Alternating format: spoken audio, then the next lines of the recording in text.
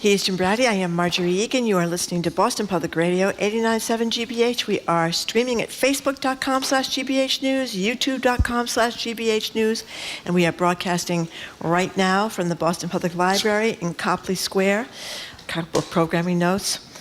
Boston Police Commissioner Michael Cox is going to be with us on Monday, and we are going to be here with the mayor on Tuesday, Michelle Wu.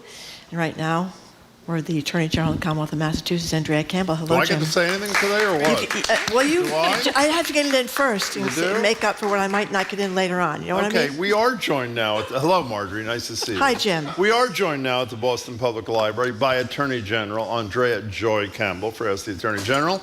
Now, I will say, Attorney General, it's very nice to see you. Welcome. It's great to see you both. Thank you for it's great to be here. Great. By the way, I just have to tell you, because I was talking to my husband when I was driving here. He said, well, let Jim know that he and the boys the other day had toast with sugar and cinnamon. Oh. And I said, why? He goes, oh, he loves that. Oh, I said, how do you not love that? cinnamon toast? I'm trying to avoid the sugar, frankly, but they your loved husband it. is one smart But the character. fact my husband knew that, I was like, he's never mentioned that. So he listens. By the way, the number is thank him for that. 877-301-8970 is our number to call or text. Or Nicole, is Nicole sitting over there? Hi, Nicole. Nicole is our colleague, and if you have a question and you're here in the audience at the Boston Public Library, if you go to Nicole and the question sort of passes some vetting test, you will get to ask the question directly staring at the Attorney General. Marjorie. I would say that if the butter and cinnamon thing is particularly good on raisin bread, that would be my raisin toast. But anyway, get to the news of the day. Great to see you, Attorney General. Great to see I you. know you are working with some other states' Attorney General on the whole issue of student loan protections because the payments for student loans are coming back for tens of thousands of people. What's going on? A lot is going on, and I know, folks are going back into repayment. It's going to shock a lot of households when they get those bills. And we've been stressing, while the Supreme Court, we think, got that Biden decision wrong in terms of getting rid of more student debt, or providing, I should say, more student debt relief. We shouldn't just focus on the Supreme Court decision. There are a lot of great initiatives and existing relief that could happen for borrowers if they knew about it. Arwen in my office, Erica, there's an incredible team that leads these efforts, and we are going out to stress to folks to join our webinars. We're offering free webinars. They can see that on our website. Where they are providing technical assistance so folks understand how they can access some of this relief. For many borrowers, they have to consolidate their loans before the end of the year, and if you don't, you can't be eligible for some of this relief. And this is government employees, teachers, public service employees, so we're really focusing our efforts on reaching those folks. And I can't stress, this is an issue we're going to tackle really well because it is an economic issue, and we want the office to focus on economics and affordability. It's also a racial wealth issue, a racial wealth gap issue, I should say. Majority of folks affected by this are households and people of color and women. And this is a $33 billion Massachusetts problem. Right now, there are close to 1,000 borrowers in Massachusetts that are carrying student loan debt, amounting to close to $33 billion. So if we really get the information out and deliver here, we could be closing the racial wealth gap, addressing affordability issues, and helping a whole host of family members and individuals. So folks, check out the AG's office's website, call into our office. I can't stress that enough. We have a team actively working on these issues, and they're fantastic. That's the voice of Andrea Campbell. She's the Attorney General. She's with us for the hour. You can get in touch with her at 877-301-8970. We'll get to your calls and texts in a second. You campaigned in part on the creation of a reproductive justice unit. You've created a reproductive justice unit. Give us the Cliff Notes version of what its mission is, please. First of all, that was a great framing because I have always said, along with the team, we have committed to so many things. And in order to continue to build trust between the office, government, and constituents, which I know in certain aspects is at an all-time low, government and community trust, we have to deliver on the things we say we're going to create and do. So the Reproductive Justice Unit follows on the heels of the creation of the Elder Justice Unit, of course, which we announced. But I'm so excited by this. Sapna Khatri, who will be leading this unit as a new director, she comes from UCLA and also did some work with the ACLU. So she comes with a background deeply entrenched in reproductive justice and privacy issues and is excited to lead this work. We hosted a roundtable announcing it. And the goal of the Reproductive Justice Unit is not only to focus on protecting our reproductive rights here in Massachusetts and expanding access to those rights and making sure that these critical health services are affordable and available to everyone, but to also make sure we're doing it in an intersectional, holistic way. Reproductive justice is not just about abortion care. It is also about maternal health in many ways, of course, postpartum care. And so this unit will take on all those issues at once. And on the maternal health piece, I can't stress that enough, as there was an article, I think just today, on Black women, Black birthing people, still being 2 times more likely to have their infant die in birth. Right? This is a major issue. That's not even a wealth issue. That's a race issue. That's exactly right. And so just people of color and Black birthing persons are continuing to be devastated by these statistics, which are getting worse, not only for the birthing person, but also for the infant. And so this unit will also be at the forefront of that. Also looking at where people are providing misinformation about care and focusing on pushing back against that, and then pushing the national conversation. We're at the forefront. We have the strongest provider and patient protecting shield law in the country. We're working with other states, and California just passed one to show them what our legislation looks like. So this unit will have a local and a national focus on all things reproductive justice, and it is really exciting. One reproductive justice question before we get to the questions from the audience, listeners, and that sort of thing. A birthing unit we talked a lot about at UMass Memorial and Leominster shut down. It seems like you're going in one direction, the state's going in another direction. Well, it's challenging because we don't have direct jurisdiction authority on that and other closures, but we're watching that. And where we think this unit will be absolutely useful is going into pockets of the state and making sure that every pocket of the state has the infrastructure and the providers to be able to provide this critical care. But they and don't so that now. Closure, aren't they saying that's a desert, that's a major birthing issue. desert And right so now? these closure conversations, which even our Healthcare Policy Commission is focused on as well. Dr. McGregor, our recent appointee to the Health Policy Commission, this is some of her passionate research on these closures. So we know it informs the conversation. So we're going to do our part working with providers on accessibility and affordability. Right after the announcement of the unit, we went out to Attleboro, where we went to the 4 Women Healthcare Center. And Joanne and her team are remarkable in delivering services and reproductive health care in a climate that is very toxic at moments. And so how do we get out there to work with existing providers, including some of our smaller providers, at an earlier moment in time when they are saying they're struggling, to be able to provide resources to do whatever we can so we don't get to the point of a closure.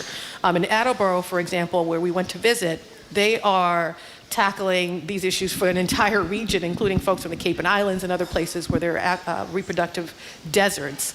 And so more to come on that. And I think people think, oh, Massachusetts has it all figured out. No, even if we're great, we can always continue to push the envelope on things we can provide for our constituents and model what that looks like, including in this space. Hey, great. 877-301-8970 if you have a question for the Attorney General, Andrea Campbell. Do we have someone at the Boston Public Library microphone? I believe We do. Lynn. Is Lynn she around there? somewhere? Is Lynn there? Okay. Hi, Lynn. Here Lynn she is moving comes. quickly. Oh, By the way, Lynn, take your time. Moms Wearing her Demand Moms Demand Action t-shirt. shirt. Great. Good to see you, Lynn. Hi, Lynn. Can you hear me? We can. Great. My name is Lynn Grilly. I'm the co-chapter lead for the state Massachusetts Moms Demand Action for Gun Sense, and I've actually met you once before. I know. I was going to say, do you want to tell folks how we met? We were sitting next to each other at a restaurant. By chance?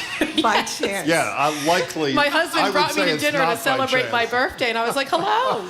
And my cocktail looked like her husband's cocktail. I have a brought good my memory. husband for his birthday. Yeah. That's right. Did you have your T-shirt on at the time No, you sat next to and Attorney General? I didn't mention my Okay. affiliation Moms till the Demand end. Action. Okay. Okay, Lynn, take it away. What's up? So yesterday, the House Democrats brought to the House the bill, and so I wanted to know your thoughts on it, and I have a lot of questions, but I'm here to ask about your support for the new bill that's coming up. Thank you, and appreciate the work that the organization does along with all of the ambassadors across the state and frankly across the country. A few things. We are still reviewing that legislation, which is I think 130 pages long. Yes. We just got it yesterday. Yes. There's a hearing next week, so more to come. But what I have stressed since the beginning, the first version and now the second version, and I know the Senate is working on theirs, Yes. and we'll stay in conversation Yes. with them as we are with the House, is that they're moving in the right direction. Because at the end of the day, we need not only to protect our existing gun laws, which the office is doing every single day and actively doing that, because they are coming for our progressive gun laws here in Massachusetts, and there's a role the AG's office plays in defending our existing legislation. But the new legislation we have pushed, we need more in terms of the ghost guns and that Yes. activity we're seeing.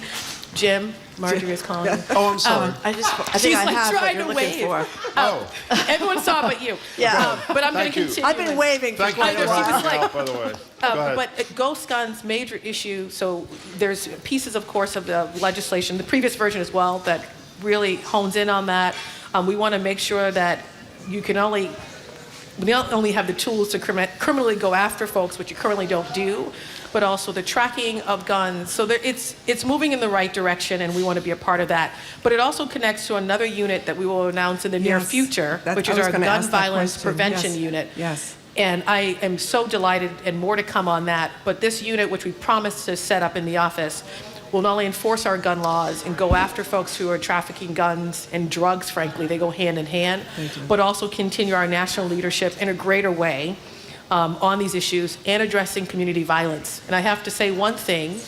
I know we stand in Boston, and we are a very Boston-centric state, but violence doesn't just happen in Boston. If you're following what's happening in Holyoke, yes. Springfield, Western Mass, it's horrific.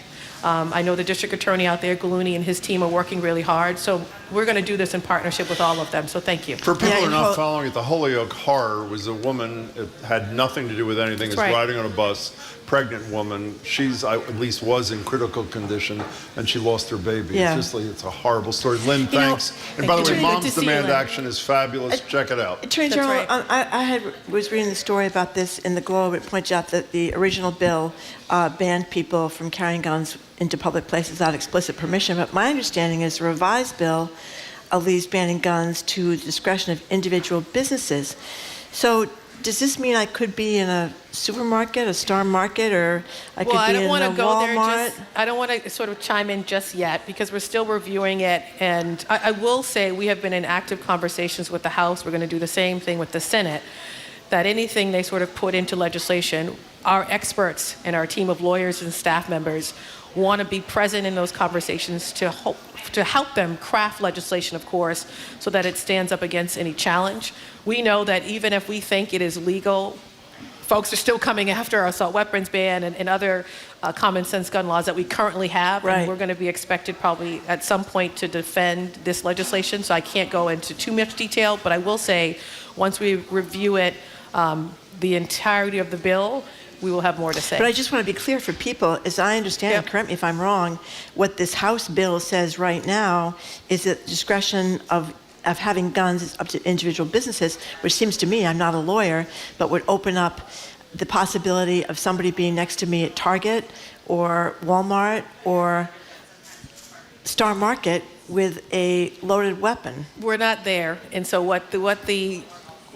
there are several places right now where you can't carry a firearm. that are Schools, government buildings, Exactly. polling places. Exactly. And so I think what they're trying to do is look at what's happening nationally as well and to make as many spaces off limits, given the recent Bruin case and other cases that they're seeing across the country, so that you can go to a place and feel safe and not be like other states where you have folks carrying weapons. But that being said, I want to be careful again how far I go down the line because we're still actively reviewing this and not just reading it, but going deeper into the legal analysis of all the provisions of the bill.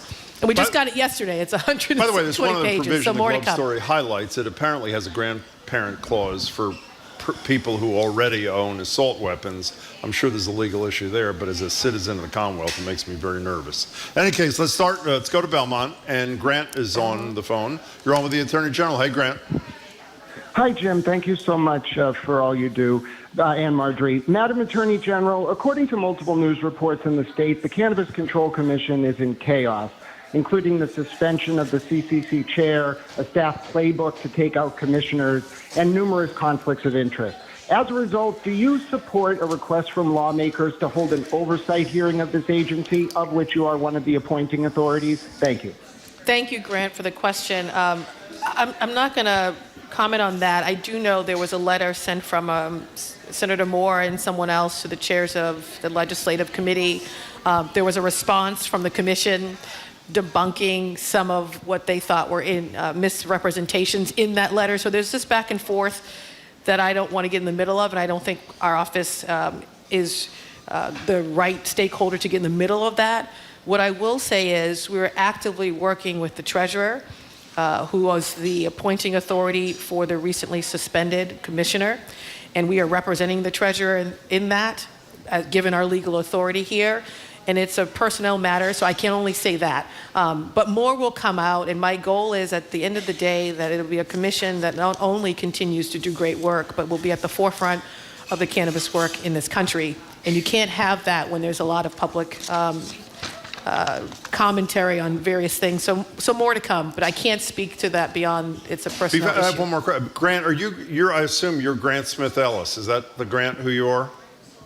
That's correct, Jim. Well, you've done great reporting, I should say, on the Cannabis Control Commission. People should check it out. Grant, thanks. My understanding is there's the treasurer scheduled a hearing. Is that right, on the suspension issue? There will be an opportunity for the suspended chair to meet with the treasurer. Shannon O'Brien, for those who That's don't right, know, and yeah. to meet with the treasurer and have an opportunity to be heard. You know, And then the treasurer will make a decision about removal or not. the underlying issue here relates to something else we wanted to ask you about. We're talking to Andrea Campbell, who's the Attorney General. You can get to her at 877-301-8970. It's almost, I know I speak for Marjorie, transparency is almost an alien notion in Massachusetts. Shannon O'Brien gets suspended. Nobody has any reason. By the way, I don't care about Shannon O'Brien. I care about me as a citizen knowing what the hell is going on. Then Deb Goldberg the treasurer puts out a statement saying some commissioner complained about her, some staff. Still no details. We ask her to come on to fill in some blanks. She denies that's one. If that kind of thing concerns you, doesn't have to be a specific case. I wake up this morning and I'm listening to National Public Radio, which is where I happen to work. And there's this huge story, there's outrage that the North Carolina House of Representatives just exempted itself from the public records law. And there's all this hand-wringing. And I say, hello? North Carolina House of Representatives, we're in a state, the only state in America, where the executive, the judiciary, and the legislature all claim exemption from public records laws. So let's work backwards. One, does the latter concern you? And if it does, would you support legislation to take away those exemptions? And two, are you concerned that a commission head can be suspended and the public have absolutely no idea, forget her, have no idea what the hell's going on? So I'll start with the last point. Yeah. I've been on the record, even when I was on the city council before, of expanding the public records law to include other entities and bodies. I do believe in transparency. So getting rid of those exemptions I for do the three believe in that, and I do bodies. believe in transparency, Good. and as a candidate spoke to that. Good. And obviously we don't just do our best, we comply, and we are an agency that prides ourselves on being transparent and oversharing and over-communicating. The challenge with the treasurer and the commissioner issue right now, similar to other types of investigations and matters that we handle, we can only say so much because it has to get to a place of conclusion. And it's not quite there yet. There's still an active investigation. There's still a thoughtful and thorough review that the treasurer and her general counsel and her team are undertaking in conversation with the commissioner and her lawyer. It's still a personnel matter, just like any other company has policies and procedures you follow first, before you then can get out there and say, oh, by the way, we took these steps and we made this ultimate recommendation and conclusion based on these facts. I'm confident she will do that when it gets to that place to be able to air those things without violating the due process rights of that commissioner. And just like we do the same thing. Once something reaches a conclusion, we want to be able to speak to it publicly as to why we moved in that direction. I'm confident she will too. You know, speaking of transparency, Aaron from Lakeville is one of several texters is asking about what's happening to transparency in the legislature. I know I have a little cough, sorry. No, but who? Oh, Aaron from Lakeville. Okay, yes, I got it. Yep. A-R-O-N. And as you know, Diana Zaglio wants to audit the legislature, and people may not know, maybe they do, that in Massachusetts, and we are unusual in this, as Jim said, that a lot of the debating on bills happens behind closed doors, and oftentimes the public doesn't even know how their legislators voted on these things. I think it was July 26th when you were going to try to get a ruling on whether she has the right to audit the legislature. So where is that? Where's She the wants a status? ballot question, but you guys have to decide whether Well, she wants a ballot question probably only if the Attorney General says she doesn't have a right under existing law to audit the legislature. Right. Right, they're two separate Yeah. things. Two So separate we approved things. and certified the ballot question, which is not a personal position on that. We just checked the box to see if it complies, Understood. right, constitutionally with our mandates, or requirements, I should say. And then the second is the separate issue of the State House and the auditor in their position, right? Who's sort of correct? We are engaging everybody. We've engaged the House, the Senate, and the auditor. Right now, I would say it's with the auditor in that we sent a series of questions of needing more information in response to, which they have promised to get to us, I think, today or maybe early next week. Okay. And so post all of that analysis, we will again come out publicly with a decision, and we will make it clear as to why we're going in a certain direction. But there's still outstanding questions, and so all parties have to provide more information to us, and then we'll make a decision. When you get that information, do you have a sense of, or feel a sense of urgency? And I ask that because it's not just an abstract question. There are people who are killing themselves to get signatures on a question that may be unnecessary should you rule that she has the power under existing law. We never want to drag our feet on anything, particularly where the public is paying attention and asking questions. So right now, questions are into the auditor's office. We're waiting to hear back.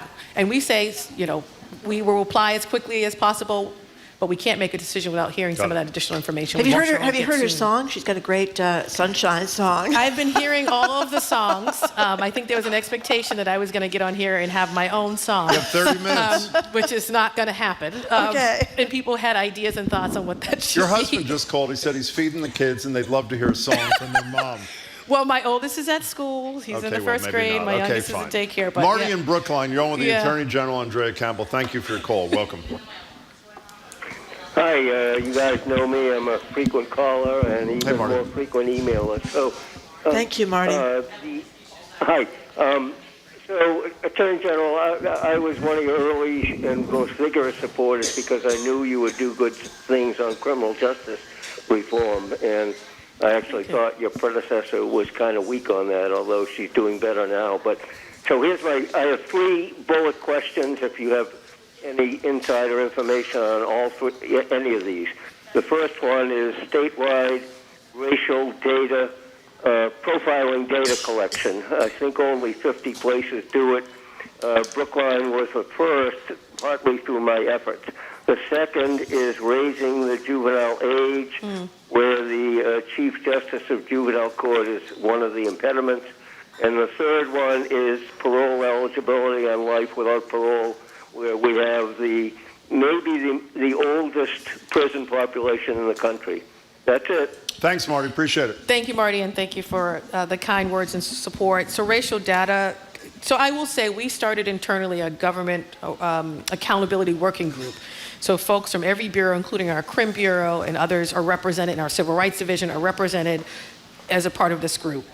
And what we quickly learned is that the list is quite long in terms of all the issues we can tackle, including wrongful convictions, which is on the list to address. Racial data, to Marty's point, yes, we know this is critical. It's sometimes hard to get. And so there is more thinking around how do we continue to not only push folks to provide more robust data, but also internally in our own practices. How do we make sure we're gathering appropriate information, and not just in our criminal work, but other parts of the office too? We got to do a better job in terms of demographics.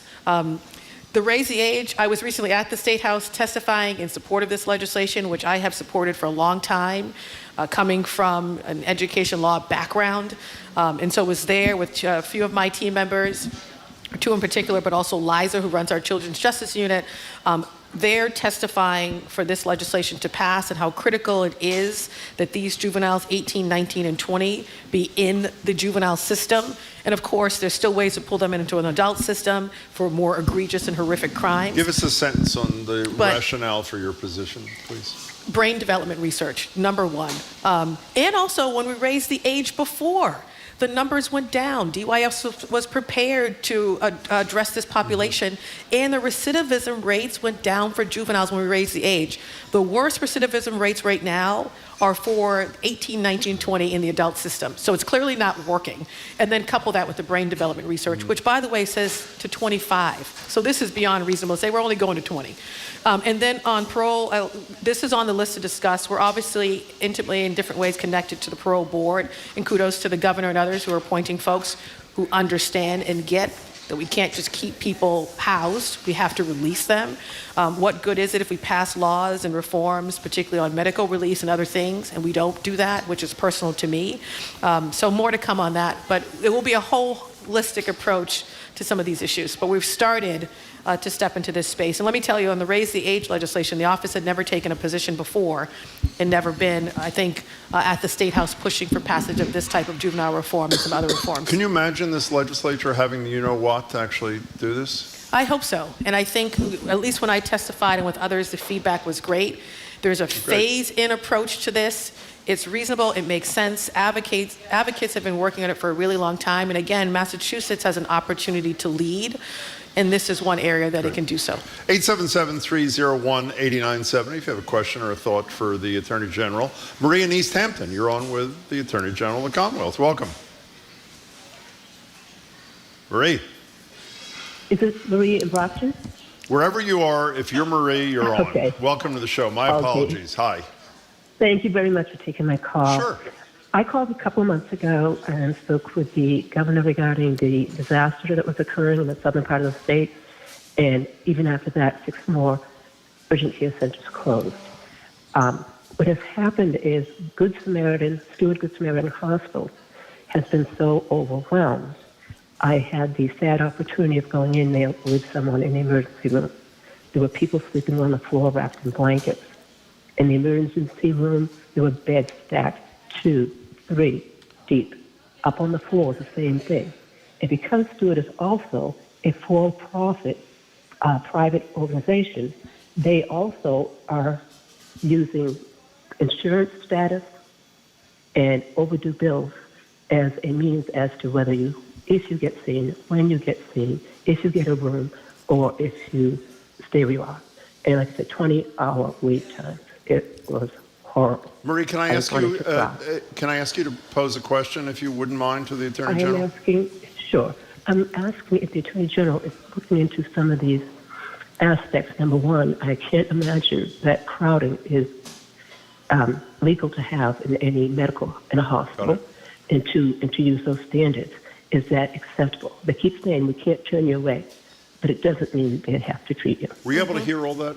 Most of it. Great. Yeah, okay, Marie, thank you for your call. It was a little low, but most of it. Marie, thank you for the call. A few things. We're going to launch our strategic plan soon, definitely this fall, before the end of the year. And in it, people will see a focus, not just on public safety, but public health, and us stressing that they go hand in hand, and on healthcare affordability and access. And we have stressed, just because you have an insurance card doesn't mean you have access to affordable, accessible healthcare. And so we want to change that. And the office is doing a lot in this space already to ensure that people have access.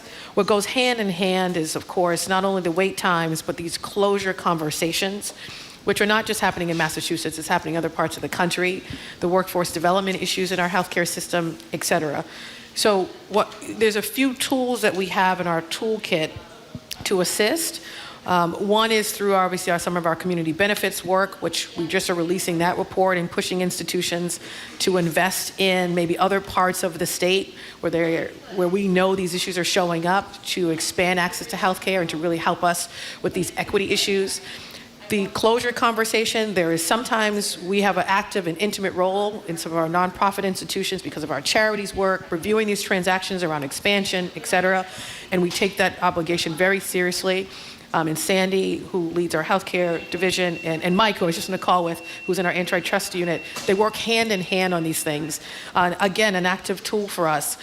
Where it's a bit more challenging is where we don't have direct jurisdiction, but we still are using whatever we can to be of assistance. And that means getting and having conversations with folks hopefully earlier for any potential closure. Obviously with the Compass working group, that one is making sure people immediately had access to care as they were closing with a one-day notice. And then on the legislative side saying, well, wait a minute, is one day notice enough? It's not. How can we step into the policy realm? So we're going to use all of our tools, including our grant-making tool, which we have millions of dollars that we can do a lot with. We did with our maternal health grant. We funded organizations at the community level as far as Berkshire County to provide maternal health support. We know that's a game changer, particularly in pockets where there are no resources. So Marie, more to come. We are actively following all healthcare things with the goal of making sure that this particular state that prides itself on access to universal coverage actually lives up to that in an ideal way. So more to come. And then I just have to acknowledge a victory, because you know me, I'm about the work, not taking the victories, but I'm going to take this one. The GIC issue and state employees and municipal employees who had to wait 60 days as a new employee before they could access health care. They had to go through on day one at your job and have not only your wages determined, but also your benefits immediately available to you. And we were able to win that victory working with the State House, the legislature, GIC folks, and the governor. So more to come. That's the voice of Attorney General Andrea Campbell. She's going to be with us to the top of the hour, taking our questions and yours. The number to reach her or text her at is 877-301-8970. Or you can come down to the Boston Public Library where we're broadcasting live.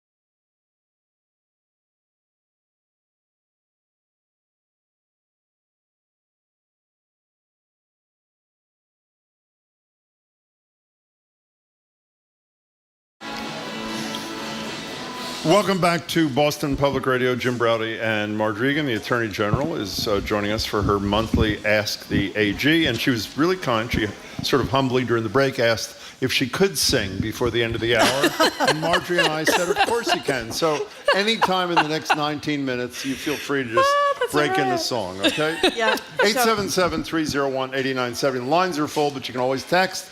And Marjorie tries to read every text. Yes, I do try to read every text, and I apologize, I've been coughing, but I'm going to try to get through this question without coughing. This BRIC database, it's about a gang database in Boston. It's been very controversial. The city council just voted to give it more money, a grant totaling $3.5 million, but the breakdown was along racial lines. 7 white councilors voted for it. The other councilors, the other 5 voted against it. So I'm wondering where you were in the city council about this, and if you can say where you are now. In the city council, that was clear. I mean, that's a matter of public record, and held that grant for reasons, for different reasons, as I articulated by some of the folks who voted against releasing the funding. But now my new role, I can only say very little. Because we are, as is public already, actively looking into the gang database as well as the youth violence strike force. And again, when we get to a place where I can say more, I will do just that, and it will be thoughtful. Why can't you? I don't get it. Why can't you say more? Because it's an open matter. What open in what regard? Looking into the gang database as well as You're doing that as that's right, your which is office public. That came out. Yeah, you're looking into Maybe a few the weeks ago, allegations. Yeah, the Attorney General's office. Were you currently surprised looking the mayor said things have changed, but she, like you, when she was a city councilor, was opposed to this. Right. And as a mayor, she encouraged the city council to approve this. Are you surprised by that? I think I was taken aback a little bit, and I think, but I want to be careful even when I say I was taken aback, because I don't sit where she sits, right? We're actively trying to find a whole bunch of things to work on, including, competitive electric supply and environmental issues. But I don't sit where she sits. I don't sit where Commissioner Cox at BPD sits and others who have obviously looking at certain things, thought this was the best time to push certain grants and new grants to the brick. So I'm not there, and I'm not in You their head. wanted to sit there. Do you remember that? It was a long time ago. Do you remember you wanted to sit there? And let me tell you, as you already know, I'm very faith-driven. God is so amazing. You think something's a loss, and then you go to another opportunity. Turn and I left, have don't turn and right. I have the best job in the Commonwealth. And I would say that to the governor and everybody else.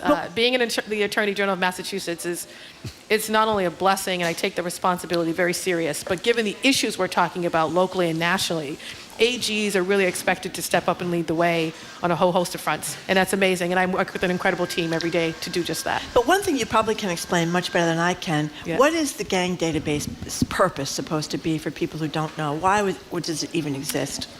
So developed to track those who, through different criteria and investigative and for surveillance procedures and processes and policies, identifying folks in various communities that are perpetuating crime. Because a very small number is what you hear over and over Exactly. again. And sometimes folks are referred to as impact players, active players, different terminology that law enforcement uses to drive their efforts, and maybe some would say limited efforts and resources, to go after those folks who are trafficking guns, committing violence, homicides, or other types of violence, trafficking drugs, to target their resources at those individuals. But what we know, and this is all public because there are tons of reports on this, that in doing that targeting, that you can have bias and misrepresentation and racial disparities as a result. And if you look at numbers in the end product, if those racial disparities are proven by your data, I think you have an obligation to say, well, wait a minute, what do we need to change to ensure we're not targeting innocent people who just happen to be walking down the street and are stopped because they're a person of color? Well, and they those have targeted experiences some are real. innocent people, and it stays with That's you right. Those for a hell of a long experiences time. across the Commonwealth in this country are real. Most folks maybe don't even report because they don't think they'll be believed, right? But those are real, and I think spoke to that when I was chair of public safety and on the council. And we'll continue to carry those narratives because they continue to come up. And the complaints that come into our office, including our our Civil Rights Division. And the Roach Brothers case in settlement just recently put out by the office of racial profiling in their stores, including the downtown location, is a great example that folks aren't making this up. They're being targeted by security systems and others. And we have an obligation in government to listen to folks, to believe them, and to take accountability actions. Where do you want to go? Tom in Ocam? Hi, Tom. Hi, Tom. Hello. Hi. I have a question. I'm doing okay. How are you guys? We're Fine, great. thank you. Great. What's the question? Thank you for taking my call. Sure. The question is, when you purchase something, can you still purchase it with cash? Because I've been to places, they say only the cards. No, Debit they need to card take your cash, and Tom. credit cards. That's right. They No, have, no matter where it is. that's right. So if you want to stay online, Martin from my team is here with me. You can't see him, obviously. But trust her. But He is here. He will He is stay here. on with you, and it would be really helpful to know where you've gone, where they've said they only take credit cards and not cash. So stay on the line, and we'll follow up on I'll that. tell you right now where it was. Okay. Go ahead, Tom. At the baseball game down in Worcester. Pollard Park, or whatever it is. no. Well, Tom, why don't Yeah. you stay on hold anyway Right. so we can get your information so the Attorney General's office can be in touch with you. I assume they're going to contact Pollard Park or whatever the hell it's called. And I will say, if others are Thank you, Tom. experiencing, Don't go away. If others are experiencing this, they should reach out to us. And I will say, I experienced this not in Massachusetts. I was at an AG conference in Illinois, in Chicago, and went for a morning walk and went to get a coffee. And they said, "Oh, I'm so sorry, we don't take cash where we are. We only take," and they didn't even say, they didn't take cash or credit card, they only took an app. And I said, "Excuse me, what if you don't have a phone? You know, not everyone has a device." And learned from their AG it was illegal there, but it's a practice that people are noticing is happening to make it easier for different reasons, but it's not legal here in Massachusetts. They have to take cash. What about if you go to like just CVS and they have the, do-it-yourself checkout places? A lot of those are card only. No, I think some of those still have the option to insert cash. You can do both. I think so. But And if not, they you go also to have. cashier. I was going to say they also have that option. You shouldn't use those anyway. It screws Exactly. the cashiers. I'm just Mark. checking, Jim. I'm just It does. checking. That's a legal term, Attorney General. God bless you, Jim. How would you like to work Thank at you, CVS? Tom. Every 2 seconds, people are at the checkout things. Every 2 seconds, it says, "Help's on the way. Help's on the way. Help is on the way." Okay, I mean, fine. you must hear that 500 times a day if you're working there at CVS. Attorney Okay. General, before we get back to the calls and the texts, you're, I believe, in the process of setting up an environmental justice trust fund. Is that correct? Yes. Okay. Tell us about that. But while you're telling us about that, we get a huge amount of communication about the proposed expansion of Hanscom so that it can better accommodate private jets owned by relatively wealthy souls, which environmentalists say is an environmental disaster. So tell us about this trust fund and tell us where you are on Hanscom expansion. Right. So the trust fund, I'm very excited. It's one of my first pieces of legislation, and doing it in partnership with Representative Fluker-Oakley as well as Senator Gomez, which is great because we have the sort of western part of the state as well as the city of Boston. And the goal of it is to be able to, and it has to go through the State House, which we're going to keep, of course, working at. But the goal is to set up an apparatus, a fund, trust fund, to be able to allow the settlement dollars, the fines, the penalties, the things that we win in our cases through our Energy and Environment Bureau, and especially our Environmental Protection Division, to be able to take those resources like we can in other parts of the office and direct it to communities that have borne the brunt of climate injustice in specific ways and specific initiatives funded by the AG's office. We do this all the time with other tools in our toolkit, but EPD is limited in being able to do that because they have to be creative because we don't have this fund. So this is going to change the game in so many different ways and allow us to really go into communities that need this investment, and frankly, who are doing remarkable work on the ground already to protect their environment, their air, their water, you name it. But for us to be able to supplement that work. How about Hanscom? I'm not going to weigh on that. It's not in our jurisdiction, but I will say our environmental team is looking into it. They also have received concerns since some of that reporting, and sort of are doing an analysis, having more conversations, so more to come. I don't quite get it. You said it's not in our whatever, but you're looking into it. Because anytime anyone reaches out to us, it may not be in our jurisdiction. We may not have the authority, but we have expertise, right? There's ways to work with the legislature, with the municipality, of lawyers and team members that can look at different things. Well, based on your expertise, what do you think about the expansion of Hanscom? We don't know yet, but it does, at the end of the day, our job is to protect the environment of these communities at the forefront. And so the office literally got these complaints yesterday based on that reporting. So they're looking into it, and they will continue to and be a resource to folks going forward. What division, just quickly, what division of your office, if people have concerns who have not spoken with you? So it's our Energy and Environment Bureau. Energy and Environment, great. But if they call the office, it's 617-727-8400, they will be directed to the appropriate bureau and division. According to the Globe, by the way, aviation counts for 7% of the state's emissions, and 1% of extremely wealthy passengers are responsible for half of all aviation emissions in the state. So, which I agree is concerning. To say the least, so more to come on that. By the way, Attorney General, I'm getting a lot of texts from people, Acton, Westford, some other towns that are concerned about you're providing them with guidelines for firearms bylaws, that they have passed bylaws in some of these towns and they're waiting to get some kind of approval. I don't even know what that means. Well, if it's a bylaw question, they should follow up with us. Margaret Hurley, who heads up the municipal law unit, also runs our Worcester office. God bless you, Margaret. She is incredible. She is amazing. And we have a Worcester office, a Springfield office, and a New Bedford office. So she's amazing. So if they are waiting on a response, that just means it's under review, because this unit in particular is timely, has built incredible relationships with municipalities as we review bylaws and different things, including with town council and others. So they should just follow up with that office. Okay. Stephen Bridgewater, you're on with the Attorney General, Andrea Campbell. Hey there, Steve. Steve. Hey there, Jim and Marjorie. Hey. Madam Attorney General, thank you very much. Thank you. The question I have is, I am a part of the Boy Scout settlement that has been reached. The award looks like it's going to be diminished significantly by something called we're a gray state or gray one or something.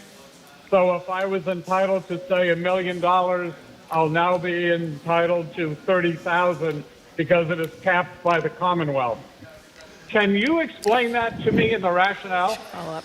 Steve, I think because yours is so specific in nature, and I got to be careful how we sort of review this, can you stay on the line so we can follow up with you specifically on this? So we can get your phone number and follow up certainly today? can. So don't Okay. hang up. One Don't of our hang up. producers will get your contact information and forward Martin to the will- Attorney will General's follow up. office. You know, Attorney General, obviously the migrant issue in Massachusetts is huge these days for a whole variety. It's a major issue. I know you've put out some grants, $750,000 to provide legal services to people who don't otherwise have it, because as a former legal services lawyer, I know how much they are overwhelmed with That's right. eligible people. But I am sort of stunned by the fact that almost every problem that needs addressing, whether it's TPS status for people other than Venezuelans, we discussed this with former counselor, Congresswoman Presley the other day, who's co-chair of the Haiti caucus in Congress. We discussed it with the governor last week or the week before.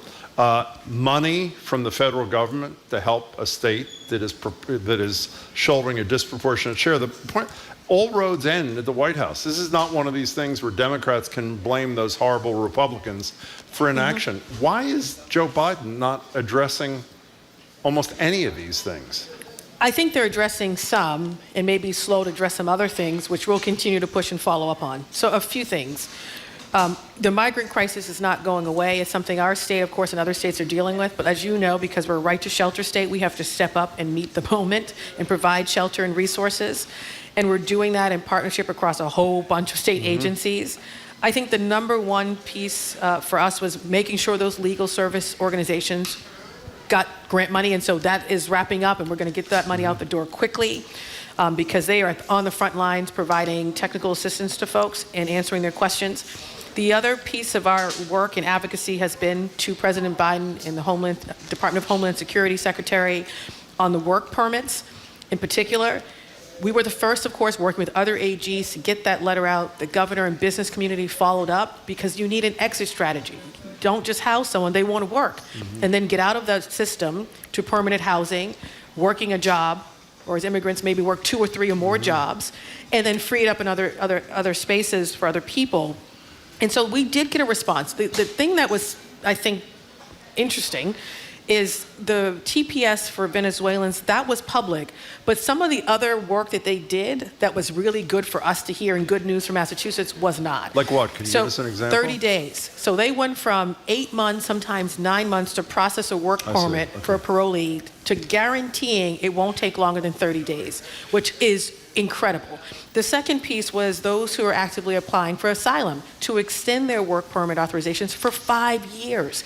This helps a whole host of folks, including our Haitian community, which is a large population here in Massachusetts and Boston, and so many others. So there were some things in there that was welcome news, and I want to applaud the Biden administration on that.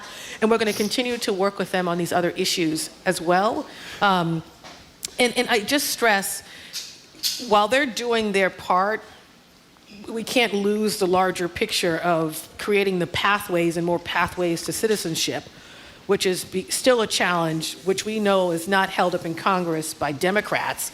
That's held up by Republicans. Well, I mean, realistically But speaking, that piece that's never goes going to hand in hand. happen with this Congress or I know. the next Congress. We don't know So- that anything's going to happen with this Congress. So So- we are pushing the envelope at the state level. One last more precise question. It's become a national story that a number of veterans who had gotten rooms around Foxborough for the Army-Navy game in December were displaced. Originally, I think it ran in the Herald, were displaced because migrants were ultimately housed in some of the places that had been reserved for veterans coming to the game, and not surprisingly, it's been played into a big thing on Drudge and everything else. The governor said she was distressed by the situation, had urged her Secretary of Veterans Affairs, Santiago, to look into this. Do you have any idea if those veterans have been accommodated, of which it sounded like both the hotels and the state were trying to have happen? Do you have any idea?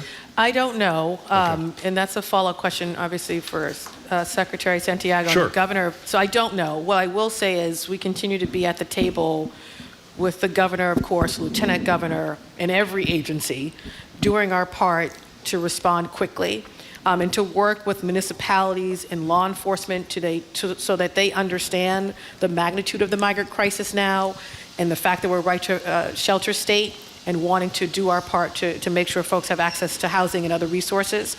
But in my conversations with the governor, I know she's thinking about this, is how do we get more folks and one person to run command and to own all this?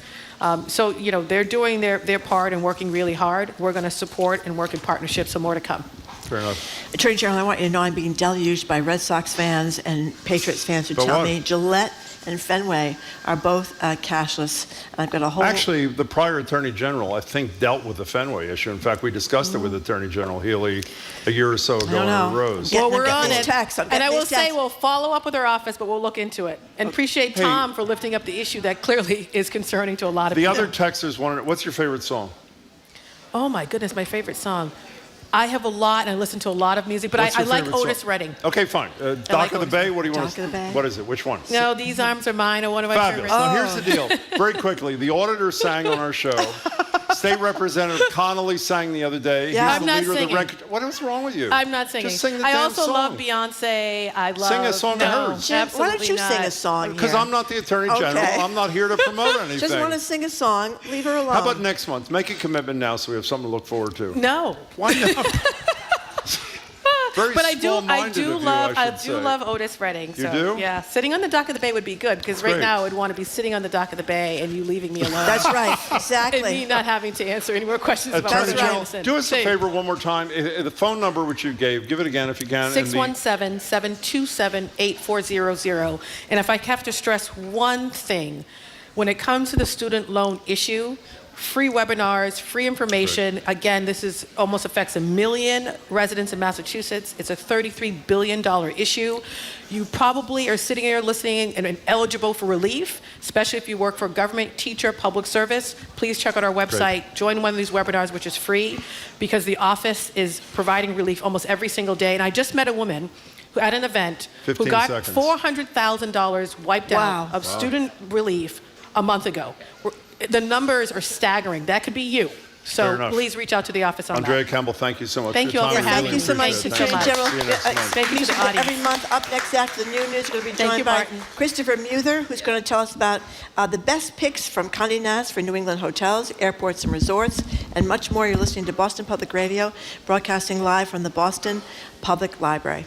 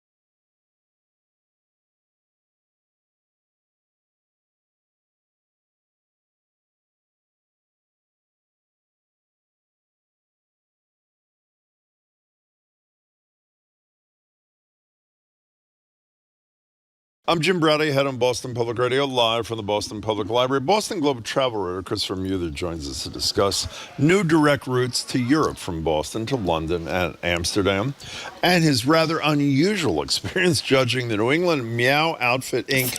10th annual cat fashion show. Then Sunday is National Pierogi Day, an excuse for us to invite the sisters behind Jaju Pierogies to visit us at the BPL. Their pierogi pop-up brings traditional Polish dumplings to the greater Boston area and is now in supermarkets all over the country. I'm Marjorie Egan. Then GBH's executive art editor, Jared Bowen, gives us an arts and culture roundup. And tomorrow, 100 Boston-based musicians in 25 jazz ensembles will perform a single Boston-inspired set list. It's Jazz Along the Charles. We'll speak with some performers and organizers and get a performance here for Live Music Friday. All that ahead, Boston Public Radio, 89.7 GBH.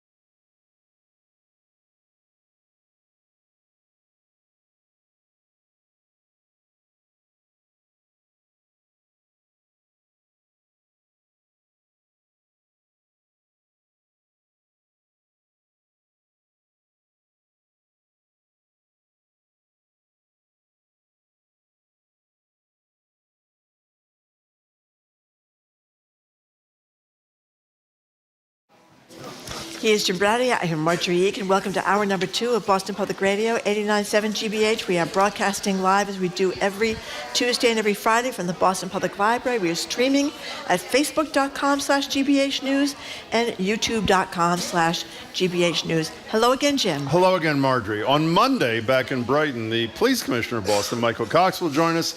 Tuesday, we're back at the Boston Public Library, which is where we are right now, with Michelle Wu for an hour of Ask the Mayor. Joining us now is the former travel writer at the Boston Globe. He is currently their chief feline correspondent. That, of course, would be Christopher Muther. Congratulations on the promotion, by the way. It's great. Thank you. It's a lifelong dream for me. I'm afraid we know it's a lifelong dream. Yes, thank you. I have to apologize. I was coughing a lot during the first hour, so I now have a cough drop in my mouth. I hope people don't hear it. It's better than coughing, I think. So, I mean, you were a man, apparently, as your days as a fashion critic. You hung out with Anna Wintour, Tim Gunn. And I don't know what to make of this career trajectory, but now you're hanging out with cat fashion. It honestly was the best progression for me because first as a hard-hitting news reporter, then a style maven, and always a crazy cat lady. Here's the opportunity for me to judge a cat fashion show. And let me just clarify. Can you describe the scene? This is in Natick, correct? Yes, this was in Natick. Whatever it was. Describe the scene, what you were doing. So picture a glamorous hotel lobby filled with cats dressed in Alexander Wang and Elie Tahar couture. No, I'm kidding. But they were dressed up. They were dressed up. They were dressed up. It was, the New England Meow. Jesus, I'm trying to remember the name of the organization. We'll figure it out in a minute. We have it. The New England Meow Outfit, Inc., their 10th annual cat show. So it was and actually the cats and the human beings had to be coordinated. They had to be coordinated. So let me just say it was a very serious cat show, except for the fashion part. And the human and the cat had to have a coordinating outfit. And I don't know why they thought of me to be a judge. So I stepped in and got to see perhaps one of the finest moments of my life. What was that? Which was people coordinating outfits with cats. And the look on the cats' faces. You know when you try to put clothes on a cat and they just want to kill you? Well, exactly. This was like, times 20. And I was just laughing hysterically the whole time. It was goofy, it was fun, it was kind of, everything it should be, plus cats. Well, you know what we did, because we have the best producers in the business. When you were in Natick as a judge for, as Marjorie said, the New England Meow Outfit's 10th annual cat show, that was in August, they actually got some sound from your remarks at the show. Here's Christopher Muther commenting on what he is watching as one of the 2 judges in the New England Meow Outfit's 10th annual cat show. That's a bloodhound, isn't it? You know what would be funny? I don't know if they can do this, just an idea off the top of my head.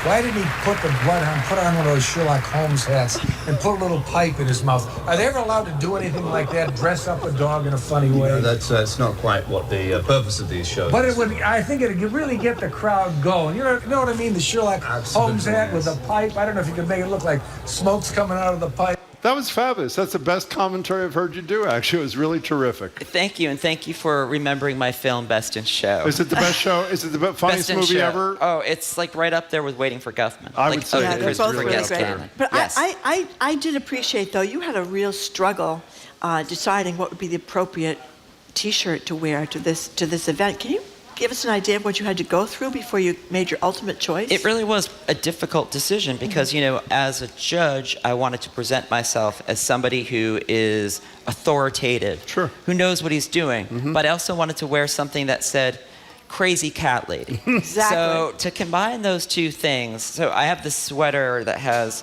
like a pyramid of black cats, and they have like these little plastic eyes that come out. This is so it looks like you have about pathetic. 20 cats staring at you. And I thought, this is what I'm going to wear. And then the day of it was too hot for a sweater. And I thought, they might arrest me.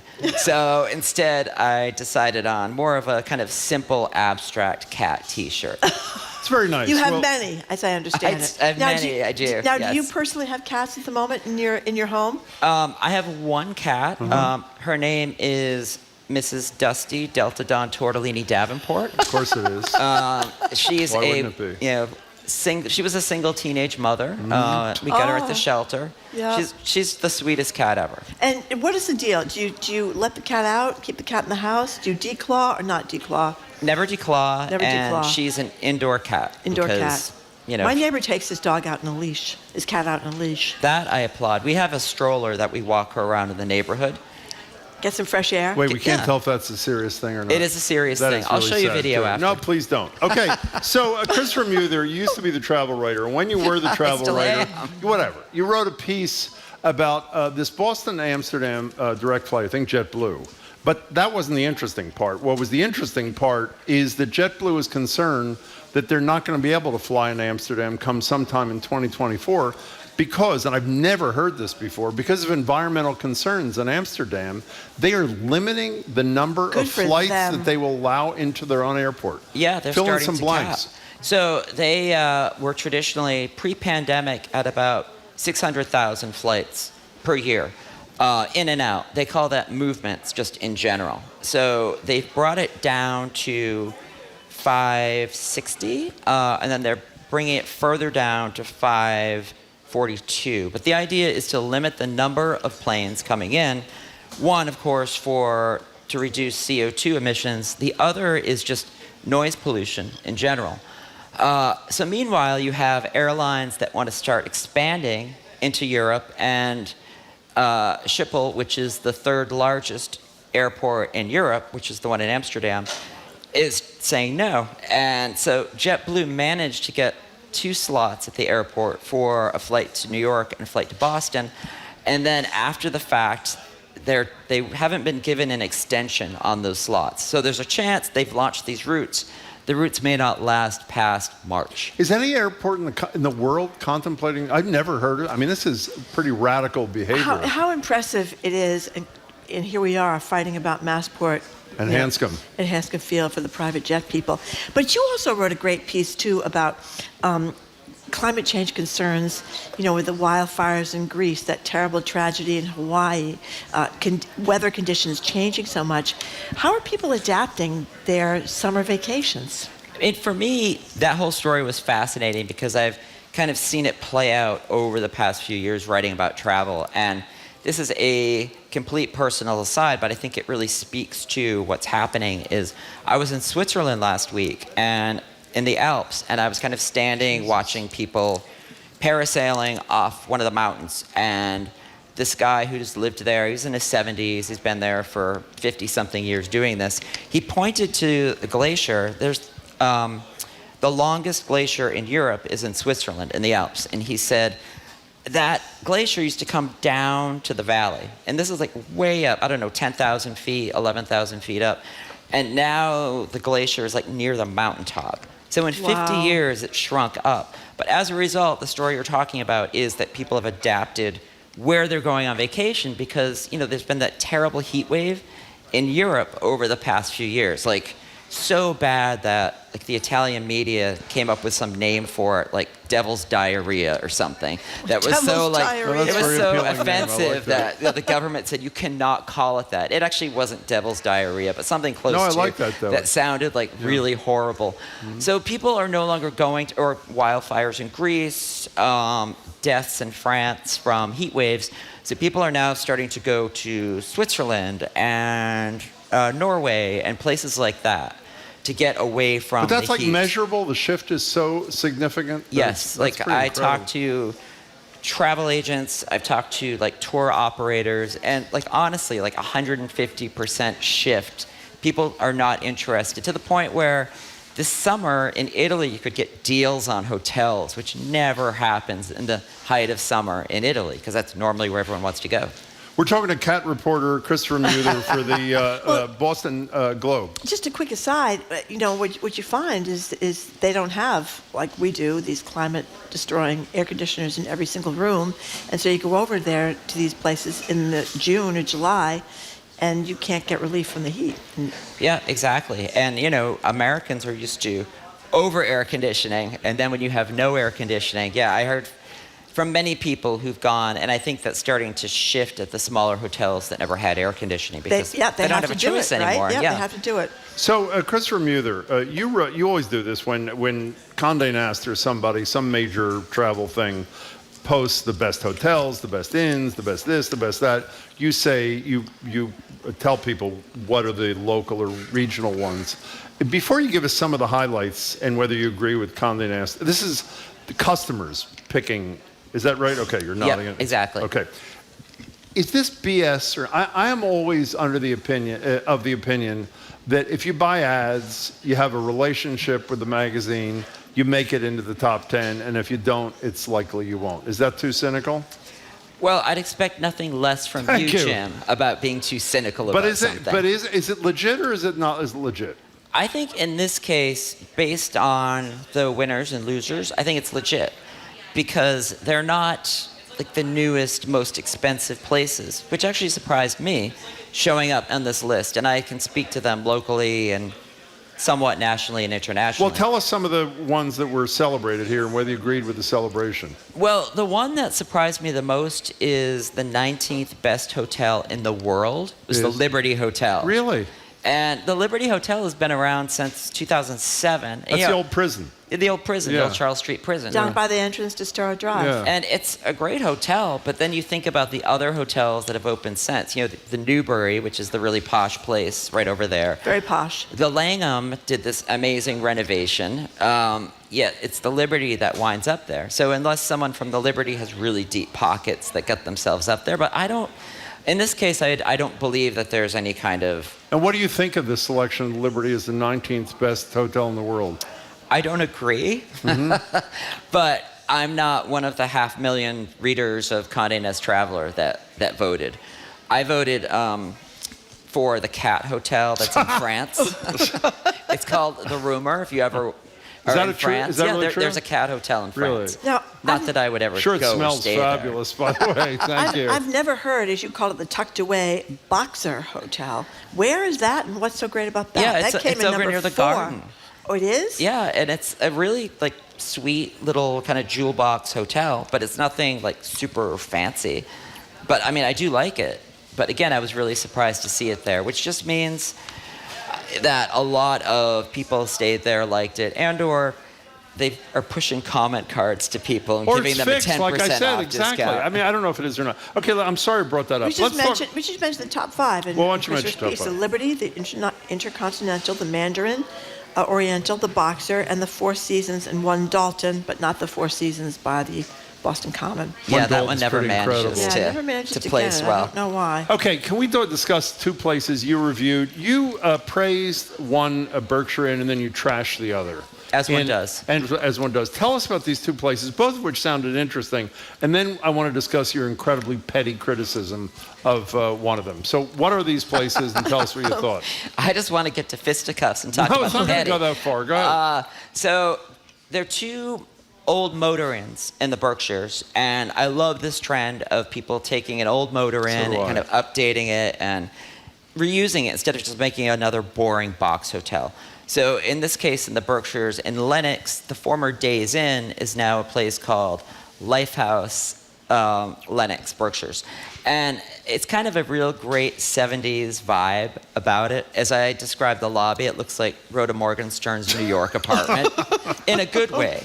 You know, there's Mary the Tyler plants. Moore Show for those who are too young to remember. Yes. Well, this was Rhoda's spin-off. Oh, that's right. She Rhoda's did have her own apartment show. of Mary That's right. Tyler Moore was That's all right. pink, and it You're was in right. the attic. And You're right. Anyway, Rhoda's apartment in New York. So it has this great vibe about it. I got there, and I thought, this is going to be great. I sat up by the fire pits. And then I got to the room, and there were just things that were off. Well, first of all, the price was $400 a night. Wow. Which I thought, you know, if it's worth it, it's worth it. And so at $400, immediately my antenna goes up, and I get picky. As one should at 400. Yeah, so Absolutely. I noticed like the old air conditioner from what used to be the Days Inn is still there, but they've built like a cage around it. Creepy. Like a wire chicken Yeah. coop. So Yeah. I don't understand why they think they're hiding it by making it more obvious. And yeah, there were just little things. The room was still tight. They hadn't changed the blueprint, the footprint of the rooms at all. There were no coffee makers in the room. I don't drink coffee. I prefer Diet Pepsi with breakfast, as most people fine. do. Yeah. But then people complain that there's no coffee that's free in the lobby.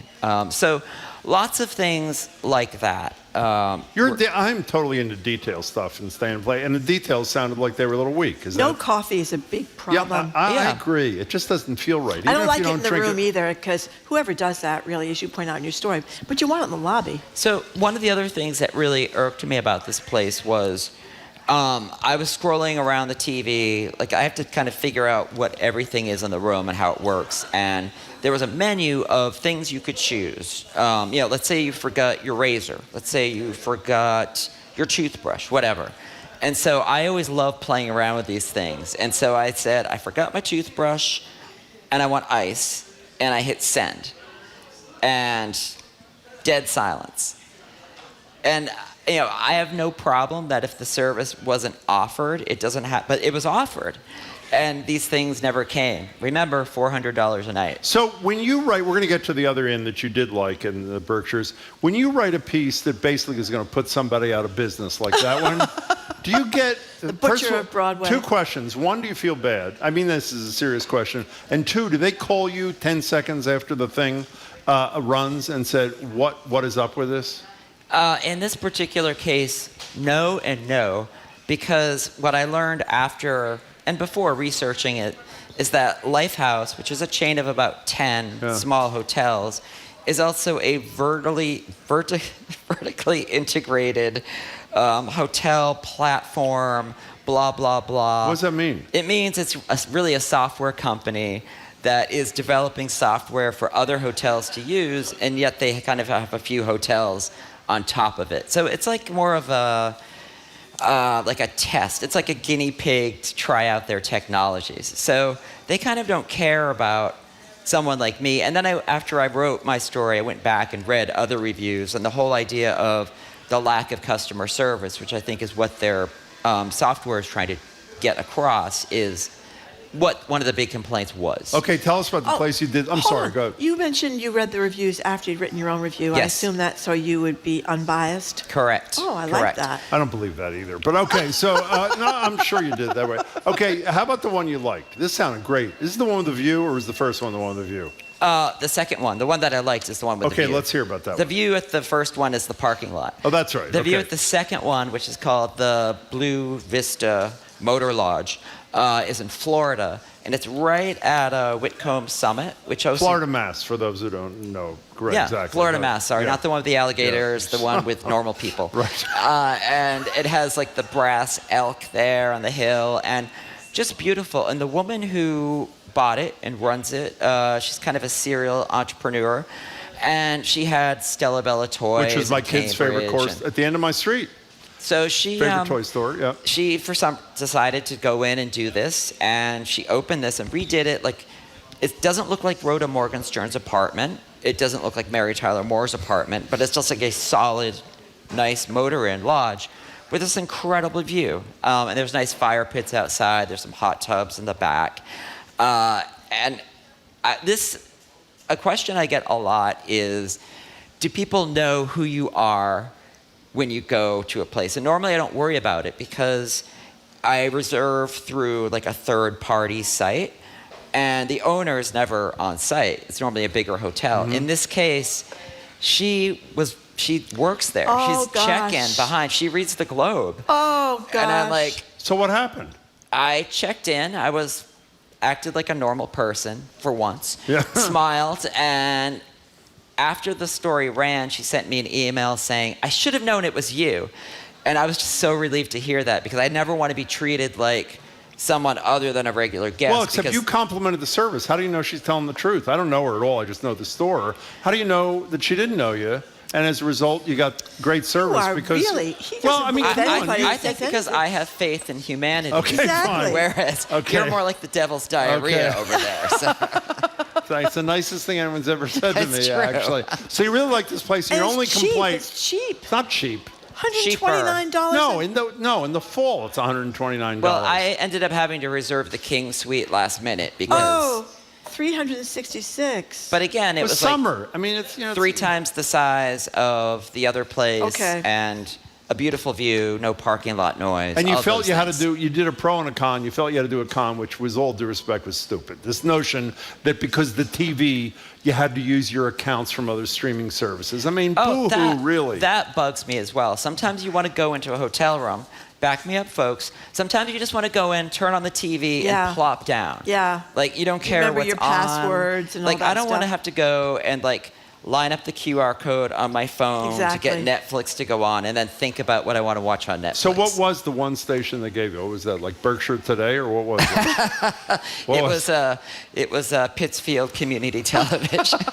Kidding. Why would they ever replace Pittsfield? I mean, that is an unanswered question. But the thing is, it gets cheaper later in the fall. It does. It gets a lot cheaper. Well, what doesn't get cheaper later in the fall? Well, I don't know, Jim. I mean, doesn't everything get some Christopher said, I don't get cheaper in the fall. Okay. We have one more important question. Yeah. Because Jim has had a few fracases in the middle of the year where the I have. U.S. Marshals There's a shock. had to come pick him up at the tarmac after the flight. But why do people become more vicious, getting upset about minor things on airplanes? Well, you should say what inspired this. This is a New York Times story, why I keep watching in-flight meltdowns. Apparently on TikTok, any meltdown that is videoed, like, was it Dr. Dow, the guy that got dragged down the aisle? He was like, I feel like the OG. He was, he really was. So why are we obsessed with this, Christopher Muther? I think we're obsessed with it, and I have to qualify that I'm not obsessed. I get a little PTSD-ish when I watch these things because I'm on planes all the time. You're a travel guy, yeah. But I think people are obsessed with it because, one, a lot of the times it's people that we can kind of look down on to feel better about ourselves. That's right. Really? Yeah. Well, for Dr. sure. Dow didn't do anything wrong. They wronged him. That isn't one of the examples, though. Okay. Like, the woman who's at the Spirit counter, who like rips a register out, and she starts screaming, or she's screaming at someone like, "Why aren't you watching my kids?" or those things. But I mean, there's this whole psychology about airports and airplanes that I really feel like needs to change. I have no idea how it's going to happen, but we're all stressed by the time we get to the airport because we're always worried that we're going to be late. We have to get through security. We're stressed even more. We get to the gate. We're super stressed to make sure where the flight is going to leave. And then there's the whole rush to get on the plane because no one wants to check a bag, so they need to get their carry-on up. So you have all the gate lice around the boarding area, and as many times as the flight attendant will say, stay seated until your row is called, whatever. No one does. No one does. So by the time people are on the plane, they're like ready to blow. And then you just sprinkle some beer or cheap whiskey on that, light a flame, and boom. This is an excellent analysis. It really is a good analysis. It is very stressful.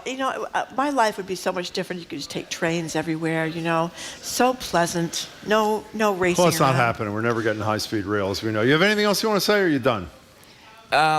I don't know. I'm trying to think of something insulting to say to you. I know. You can to say to text me Marjorie. later. Thank you. You actually have never given me the opportunity to actually just say something. Well, go ahead. Say something. He's been out of line all day. So one of the things we didn't talk about was a new airline called Norse, which started nonstop flights out of Boston. And it's like a pretty solid airline for a low-cost airline. But one of the things I never mentioned in my story, which I didn't know at the time, was it's a seasonal route. So it ends at the end of October, starts up again in March. I do recommend it. What I recommend more, and what I did when I was in London, was I went to see this amazing show. The show is called ABBA Voyage. So this is the third time I've seen ABBA Voyage. This is the virtual thing. Are you telling the truth? I'm hand to God. Oh my God. When are you going to go to that place out in Las Vegas? The Sphere. Sphere. I want to hear about that. Speaking of As shows. soon as U2 stops playing there, I will be there. Okay. Christopher Muther, thank you very much. Thank you. Congratulations on the cat thing. Yeah. He Muther, we love him. Thank you. I appreciate that. We've been speaking with the always entertaining Boston Globe travel writer and very humorous writer. We were discussing before he went on there how difficult it is to write humor, much harder than it is to write straight stuff, and so people should appreciate the difficulty there. Anyway, we're speaking with Boston Globe travel writer Christopher Muther. Thank you very much, Christopher, for coming in after a quick break. Ahead of Jim's second favorite national holiday, after National Hot Dog Day in July, of course, that would be National Perogi this Sunday. It's National Pierogi Day. This Sunday, we're going to talk to two sisters who's got this great company going, all about pierogies. We're going to get all the details coming up. You're listening to Boston Public Radio, 89.7 GBH, broadcasting live from the Boston Public Library, streaming at youtube.com/GBH News and facebook.com/GBH News.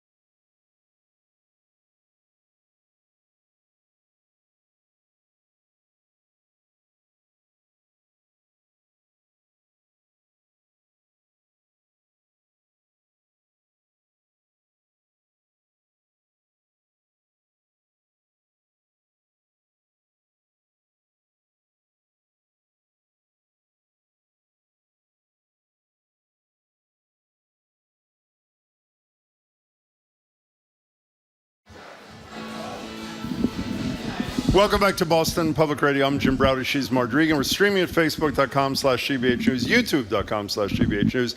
Monday, the police commissioner of Boston, Michael Cox, joins us in Brighton. Tuesday, we're back at the library, and Michelle Wu joins us for an hour for Ask the Mayor. This Sunday, as Marjorie said, marks a truly important national holiday. It is National Pierogi Day. And ahead of that celebration, we're joined by the two sisters behind Massachusetts-based Jaju Pierogi.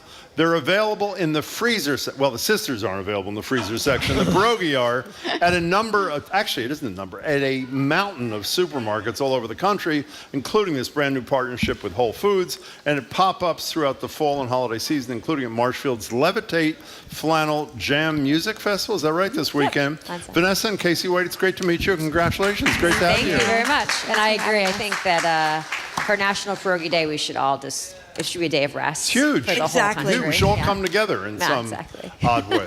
Exactly. So let's start with Vanessa. What is for people that may not actually know what a pierogi is? Sure. So we always answer that question with every culture has its dumpling. So if you think about it, we have empanadas, you have ravioli and other stuffed pastas. There's a plethora of Asian dumplings, while the Eastern European and Polish specifically version is the pierogi. And every family has their recipe, just like pasta sauce, every family has their recipe. We started with our grandfather's recipe, which is the Jaju. It's the phonetic spelling of grandfather in Polish. And so our dough is, I kind of say it's an egg pasta dough. And then we have various stuffings. And the traditional stuffings are potato and cheese or cabbage and mushroom, which we both offer those. But we've gotten a little more creative to kind of bring pierogi to the people and make it more approachable. So the two of you like each other, you're just doing this because you're making a ton of money. Casey, tell the truth. Oh, okay. I mean, sisters, right? So you don't like each other that much. There's no boundaries. No boundaries, that's right. But I read that when we're reading about you today, by the way, who is the one of you that went to school with Jamie? Vanessa. Vanessa, yes. okay. By the way, it's the only reason you're here. Yes, Trust me, okay? 100%. Yes, That's actually not true. Do you have any good stories Casey, about wait a him second. back We'll at get to Tufts? the stories. Casey, we're reading that a bunch of years ago, when you two started this thing, the two of you by hand are making something like 500 a week, which is a lot. And now, how many are you making? Oh, God. Oh, yeah. Now we're making, depending on the week, about 100,000 pierogi. 100,000 pierogi. Yes. Obviously not by hand. You've No. obviously set up and you have a major manufacturing kind of thing. Yeah. Is there, you have to be honest about this. Is there a quality difference in your estimation between when the two of you were making them by hand and when they're made by machine? Tell the truth, Casey. Honestly, I think they're better now. You really do? Yeah. And why is that? Because there's just like a system and process to everything. Like the machine cranks them out, but still, every single day we're making the dough but from scratch and the stuffings from scratch. So everything is whole, awesome ingredients, just like it was the first day. We still use the same cheese that my grandfather used. So it's funny, like first day we were in the back of that deli cooking and making them, and even today it's like, nope, we stick with the same ingredients. Is this Quark thing? Is that the cheese you're talking? What's the? It's farmer's cheese. Yeah, Friendship Farmer's cheese. Okay, and what is Quark? Is that some kind of That's, cheese? I think, German. Oh, I thought that was in pierogies. Is it not in pierogies? Well, I think it's just there's all these cheeses that are somewhat related that I feel like are farmer's cheese. That's something we've come up with. We've figured out over the years that there's like a million different interpretations of farmer's cheese. And Quark, I think, is a little bit thicker. I see. Okay. Like a farmer's cheese is like a cross between cottage cheese and ricotta. So this is, you talk about the Polish origins of this, but I always thought when I grew up there's a place called the Ukrainian Club, and we always went to the Ukrainian Club for pierogi. So what's that about? I mean, are the pierogies in other places besides Poland and Ukraine? Yeah, so there, obviously those borders there have changed 5 million times between Ukraine and, Russia, USSR, Poland, even like Lithuanians do a lot of there's just so many kind of variations. For Ukrainian, definitely they call them pierogi. The other name is vareniki. That's common. And then when you get into Russia, it's like peroshki, there's pilmeni. They're all kind of variations of each other. And then there's, I think, regional specialties that they get into. So why is this? Is it because, I mean, obviously they're great to eat, but why is this? Was there something easier about making these a million years ago? Comfort food is huge. Yeah. Is that not the answer? Yeah. But especially in stressful times, right? But was the making of them somehow, ahead of its day in terms of? I don't think so, because everyone that comes up to our tents or talks to us about our product, they're like, this is a labor of love. Like, it's so labor intensive. So it's funny, like, you think, right, at some point it was just easier to make, but no, absolutely not. It's like, it's labor of love, it's intense. And what makes it difficult to make? Shaping of the dumpling? Yeah, so like, it's just the steps, right? So it's making the dough and then getting the dough at the certain like thickness, so then you can cut it. Every family kind of had like their utensil or their object that they use to cut the circles. So it's like you cut the circles, then you have the stuffing, and you put the stuffing in the circle, and then you fold, and then you find something to close. So there are so many steps to the process. Yeah. But I think during hard times, right, like the family, everyone would have a role. So it's almost like a sense of like coming together and creating a comfort. So we're talking to Vanessa and Casey White of Jaju Pierogi, Sunday's National Pierogi Day. We didn't eat lunch because these were coming. That's right. Yes. So can you tell by looking at them what Sure, we're eating yeah. here, Vanessa? So, okay, over let's start here we have sweet potato and caramelized Sweet onion. potato. That's definitely, that's this one right here, and that's definitely one of our creations. It's kind of like the Americanized pierogi flavor. Okay. This is jalapeno cheddar. Ooh, love Then that. I have spinach and feta. We have them over here, and kielbasa and red bell pepper. Oh, wait a second. I want a kielbasa. Yeah, Can you bring those? that's the one over Which right one there. is it? That one. Yeah, Thank yeah. you very much. That's I'll the take one of I those. still eat every single day. You the do? kielbasa. That's Casey telling. Okay. Yep. Okay, I'm going to taste the kielbasa. I did want to add really Please. quick onto your question that I think one of the other things about the pierogi, and you find this in a lot of like poorer European countries. I think it was a way to use the items that they had. So it's like cabbage pierogi, potato pierogi, like a lot of those kind of like the vegetables you could store for long periods of time. My neighbor messaged me like last winter and said, what's the Polish equivalent of an Irish boiled dinner? And I was like, it's actually the same thing, because I think the Irish, at that time, like Irish and Polish were similar economies, kind of poorer countries. And so they had the cabbage, they had the potatoes, they had like the meat. For us, it might be kielbasa versus the corned beef. Like, it's very similar. So it's just ways to use those ingredients. By the way, the kielbasa one's the only ones that taste sour. It's fat. They're very good. It's really spectacular. Very delicious. You both came to college here, right? One to Tufts, one to BU. Am I right about that? I went to Bentley. I went to Bentley. I'm sorry. Bentley just got that huge award, like one of the top 10 colleges in the country, huh? La-di-da. So what were you going to be before you became the Perogi sisters? Starting with you, Casey. What were you going to do? Oh my gosh. I thought I was going to climb the corporate ladder for sure. And do what kind of thing? I had no idea. I was like, I'm going to just start here and continue on. But also, I thought that would be like my 20s and then mid 30s. And I always had this idea of owning a restaurant too, which is like food. But we had a storefront for 2 years during this whole process. And I was like, I'm good with that. But that was a side thing. I mean, you guys didn't expect, Vanessa, that this storefront was going to be your occupation. What were you going to do when you got out of school? So I did do other things. Like what? So I went into mostly like, at Tufts I studied international relations, French and Italian, and so I was really big on languages and like international business, and so I started doing that. I first worked for like a British company, then I worked for an Italian company. I was like back and forth between Rome and Boston, like a month and a half there, a month and a half here. And then I worked for a Dutch company, and it was always like account management, marketing. And were you happy? Yeah, I mean, I definitely, like her, I kind of saw myself just kind of climbing the corporate ladder. I don't think that either of us really anticipate. It's funny, like we started this business and we didn't just do it for fun, but we also didn't expect it necessarily to just be what it is today. I shouldn't talk while I'm eating, and now I'm eating. I'm going to talk anyway. One of the most interesting things to me about your story is almost everybody I know doesn't have the job they really want to do. There's something, they maybe think they know what the other thing is, or maybe they don't know what the other thing is. They just know this isn't it. It takes courage when you're young and in a career and moving up the ladder, as you both said, to say you're going to take a deep breath. And so what advice, I mean this seriously, by the way, starting with you, Vanessa, what is the advice you give to somebody who's on the edge there? And obviously it's risk laden. What was the decision making like for you? I think what's really important, I think Casey would agree with me with this recommendation, is absolutely try something, but do it, like test the market first. Mm-hmm. So we've seen people over time who just say, oh, I'm done. And then they just go full on into their next venture. Like and if it doesn't work, they're screwed. And exactly. So what we did is we worked part-time, like, you know, our coworkers would be like, what are you doing this weekend? And be like, selling pierogi at a farmer's market. And I'd be like, cool story. And so we made pierogies on Sundays for a year, and we would freeze them and sell them the following Saturday at markets. So we started doing like these pop-ups at breweries to really get that was like the perfect timing, because that was when breweries were also kind of just starting to come up, and everyone was just like insane about their local brewery, insane about their food truck.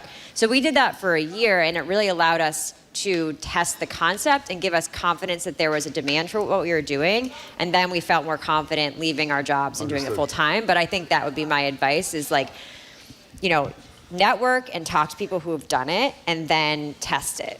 Were you nervous, Casey, when you were making the transition? Well, it's funny. I was 23 at the time, so I was like 2 years into the corporate world, and I remember going to I would always talk about pierogi, right, because we were doing it on the side. So I would tell my boss, like, hey, so I'm doing this weekend, right? And he'd be like, ho, ho, ho.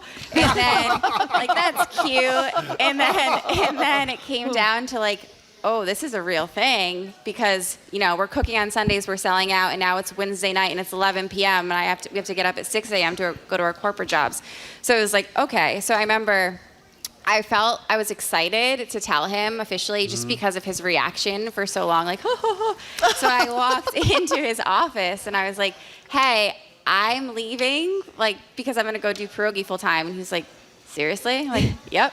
And to this day, he's on our board. He's like our board member. Oh, he like, is? yep. I call him every week pretty much. And then my other boss, looks over all of my accounting and finance on the regular basis. So it's funny how it all kind of comes full circle. So you mentioned, you're doing the By pop-ups. the way, the sweet potato one is unbelievable. Yeah. What's in there again? Sweet potato Just what? like sweet potato with some onions. Yeah, some Go ahead. I'm sorry. So you go from doing it yourselves and then selling them at farmers markets to the pop-ups and the breweries and all that. How do you make the step into like Whole Foods? How does that happen? Do you harass Whole Foods? And get them to come Yes, yeah. quite a bit. All actually. the buyers. So we should also say that. So we are co-CEOs. Casey does operations and finance, and then I do sales and marketing for the most part. She has some accounts that she still manages, but so we kind of took the approach. We started selling into stores back in 2017. We were going around like to our local stores, like the Pemberton Farms in Cambridge or Formaggio Kitchen, everyone knows, and then or the Idlewild Farms at Acton, like a lot of those stores. And we were dropping our samples. Our packaging was completely different. We had a clamshell with like a wraparound. So brutal, terrible. But yeah, so we were selling like 6 in a pouch, dropped the sample, follow up, and we started gaining stores. I think we were probably in around 75 stores, maybe 50 stores. We handed them off to our first distributor. COVID was really the thing that taught us how to scale, because obviously demand for frozen just skyrocketed. And so then we got more confidence to kind of pursue other distributor partnerships, other stores. I think in January 2020, we were in about 100 stores, and then now we're in almost 2,000. Wow. Wow. But we just continued to kind of like learn and get more confident, and so then we were able to pursue all of these partnerships. You know, I hate when anybody says what I'm about to say, but I think COVID probably helped you. I would assume people home, convenient stuff that's easy. Yes. Again, comfort food, which is what we were all looking for. You're both nodding in agreement. Yes. That's a pretty big thing, right? I mean, you get the purchase. It's funny. Like initially, we looked at each other, right? Because everyone did that. Like, what is going to happen? You know, our event business was gone, and so we didn't know what wholesale would look like to stores. And then we started getting these purchase orders, and we're like, oh, they're not kidding. People are like inside thinking they're not leaving for decades. The amount of pierogi that they were ordering. So I have two more questions before you go. First one to you, Casey. When you're in thousands of supermarkets around the country, why do you spend time going to whatever the hell you're going to, Marshfield's Levitate flannel jam? That's how I spend my time. Why do you do that? I'm not criticizing. Yeah, I'm do you want me to answer this? Well, Yeah, yeah, go so, ahead. I will Go say ahead, you go initially, like the first 6, so obviously you've been in business for seven and a half years. In the first 5 years, I mean, all of it is helpful, right? Because you're getting in front of people who are tasting the products. But now I'm talking about when you're huge. Why do you do that? She's doing most of it, so and she why are can you doing respond. it? Why are you doing it? Yeah, so we still do it because I am a firm believer that a huge part of our success is word of mouth marketing. I love that. And I think so people feel, so kind of tying into the COVID question, like another thing that we did during COVID was we did meal kit deliveries, which was pick your 2 dozen pierogi, a frozen kielbasa, sour cream, sauerkraut, horseradish, and mustard. We did not do anything new. We just kind of repackaged it and added toppings. And we delivered 2,000 meal kits over 6 weeks. Wow. And plus we hired some other people that maybe got laid off from their brewery jobs. Like people were just driving from us. And we had no idea it was going to get that big. We were driving like 15 hours every Saturday, like from Portland to Western Mass to Providence. It's a great people, story. so this ties into the event thing, is like people saw us get out of our car and drop the pierogi on their doorstep. And It's like you're like them kind of thing. and the same thing happens with the events. Like people come up to me and they're like, "Oh my gosh, you're the like." People take pictures, whatever, and they're like, "You're the pierogi girl," and like whatever. And so it's just it's the connection. So I still believe in the word of mouth and the relationship. I have one more. Hold You have on. one more question? Yeah, what is the Levitate flannel jam? Yeah, what is that? What is that? It's just, so Levitate Music Festival has a big music festival in Marshfield on Fairgrounds. Okay. In July, and this is like their fall event. I thought it was people in flannel levitated. So No? yes, they might think they're levitating Okay. because they drink enough Okay. alcohol Okay, and they're Vanessa, wearing flannel. this is the only question that matters. I interrupted Margaret Yeah, we when want she this- asked this before. Hey, that's yeah, it. so you Jamie- knew Jamie Jamie when he was stories. younger. We want I have some to say, Jamie stories. we hired him to run our show. I was against it. I was the vote. I was the holdout. That's true, by the way. I opposed it. I was outvoted by Marjorie and other people, our boss and whatever, and so he's got this job. I have to say, I'm not that impressed with him, to be perfectly honest. Marjorie loves Tufts him. is like just a so-so school. Everybody so loves him. 100%, yeah. I think he's so-so. What did you see in him as a friend? He was, the undefeated keg stand champion. Now I feel differently about him already. That is so Really? beautiful. I'm so proud of you, Jamie. That is a hidden great. skill. We did not know about that. The undefeated keg stand championship. Does that mean? What does that mean, please? Drinking like a fish. Okay, one last Like thing. Animal House, just put it to shame. Okay, you know so what I mean? Like, All right. before you go away, we're going to give the website in a second. Obviously, you're expanding in all kinds of different venues, Whole Foods Market, frozen, etc. Is there another pierogi-esque related thing that I'm sure you're thinking about that's the next deal? Wow. Casey, what is it? Is there something? You know what I mean? I mean, is there a next step for you guys other than just expanding the number of outlets? I mean, so we're thinking of doing a vegan pierogi. So there's other right? So it's like gluten-free. Gluten-free would be huge. But it's all pierogi all the time. Pierogi right now. So we we argue about that a little bit because I'm like, can we just conquer this? Yes. And we do distribute kielbasa links. So we private label for that. So that's one thing. But we're figuring out the production at large scale with pierogi. We could do paczkis those are the Polish blintzes. donuts. Yep. Blintzes, yes. Desserts. So we've only just begun. Yeah, yes. I think I agree with her. Like we definitely want to master this before we take on Got it. something else. Yeah. But I was speaking with like a VP at Cedars Hummus, and they bought brekkie, and that's like a overnight oats. It has nothing to do with hummus. So there's opportunities you can kind of spin off. But And by the way, 2025. I maybe. assume if Jamie's free soon, you might hire him. Is that correct?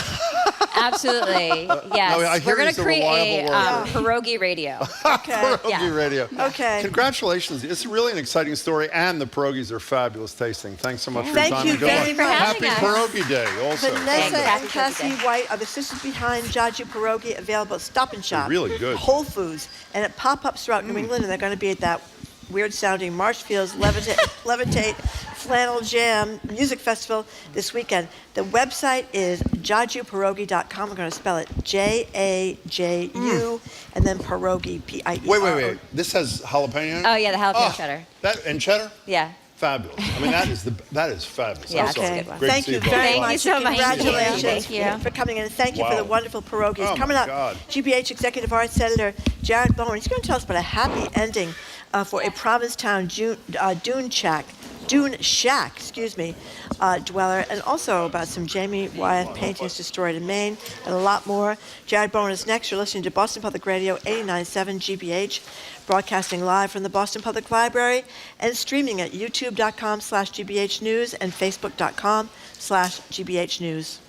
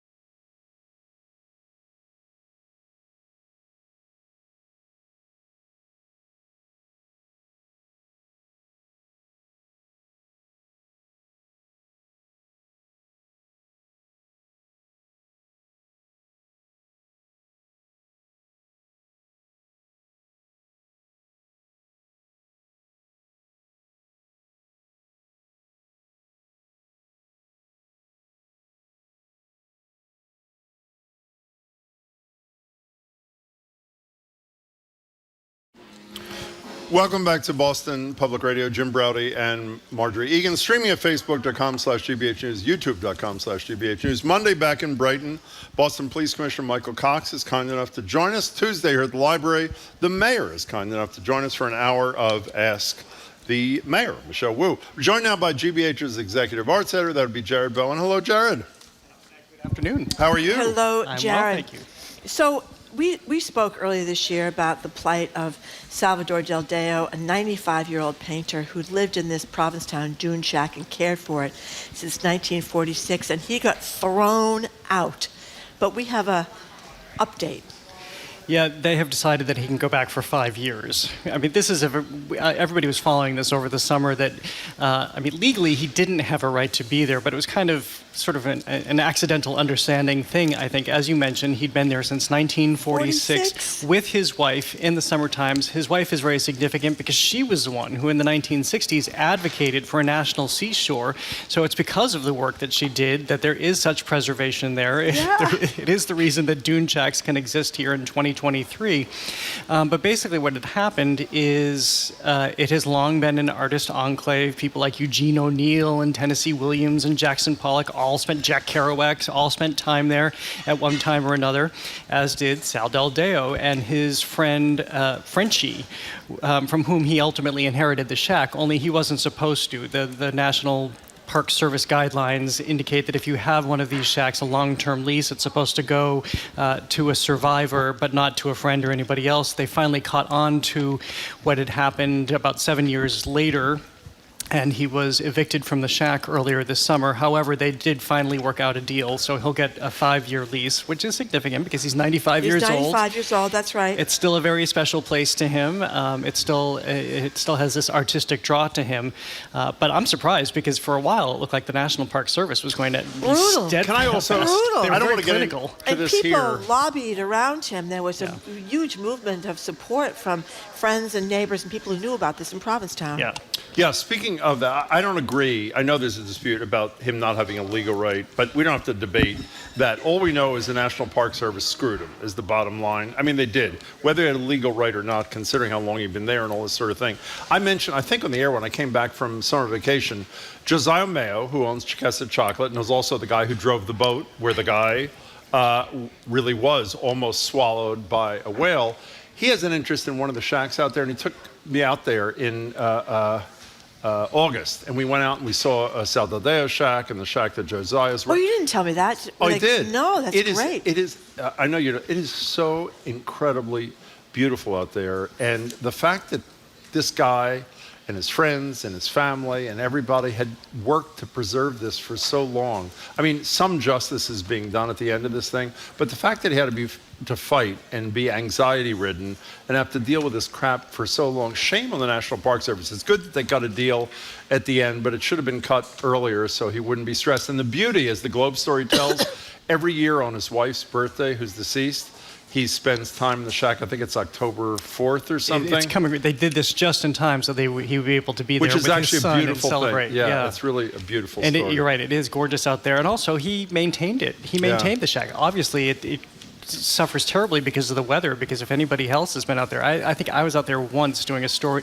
Maybe I was doing a story on Edward Hopper or somebody who used to go out there as well. And it's, as you say, so it's because you feel like you're at the end of the world. But we went out there, we see the shack, and the ocean is just, feet away. It's just beautiful, and congratulations to him for the ability to spend the next 5 years of his life in this place.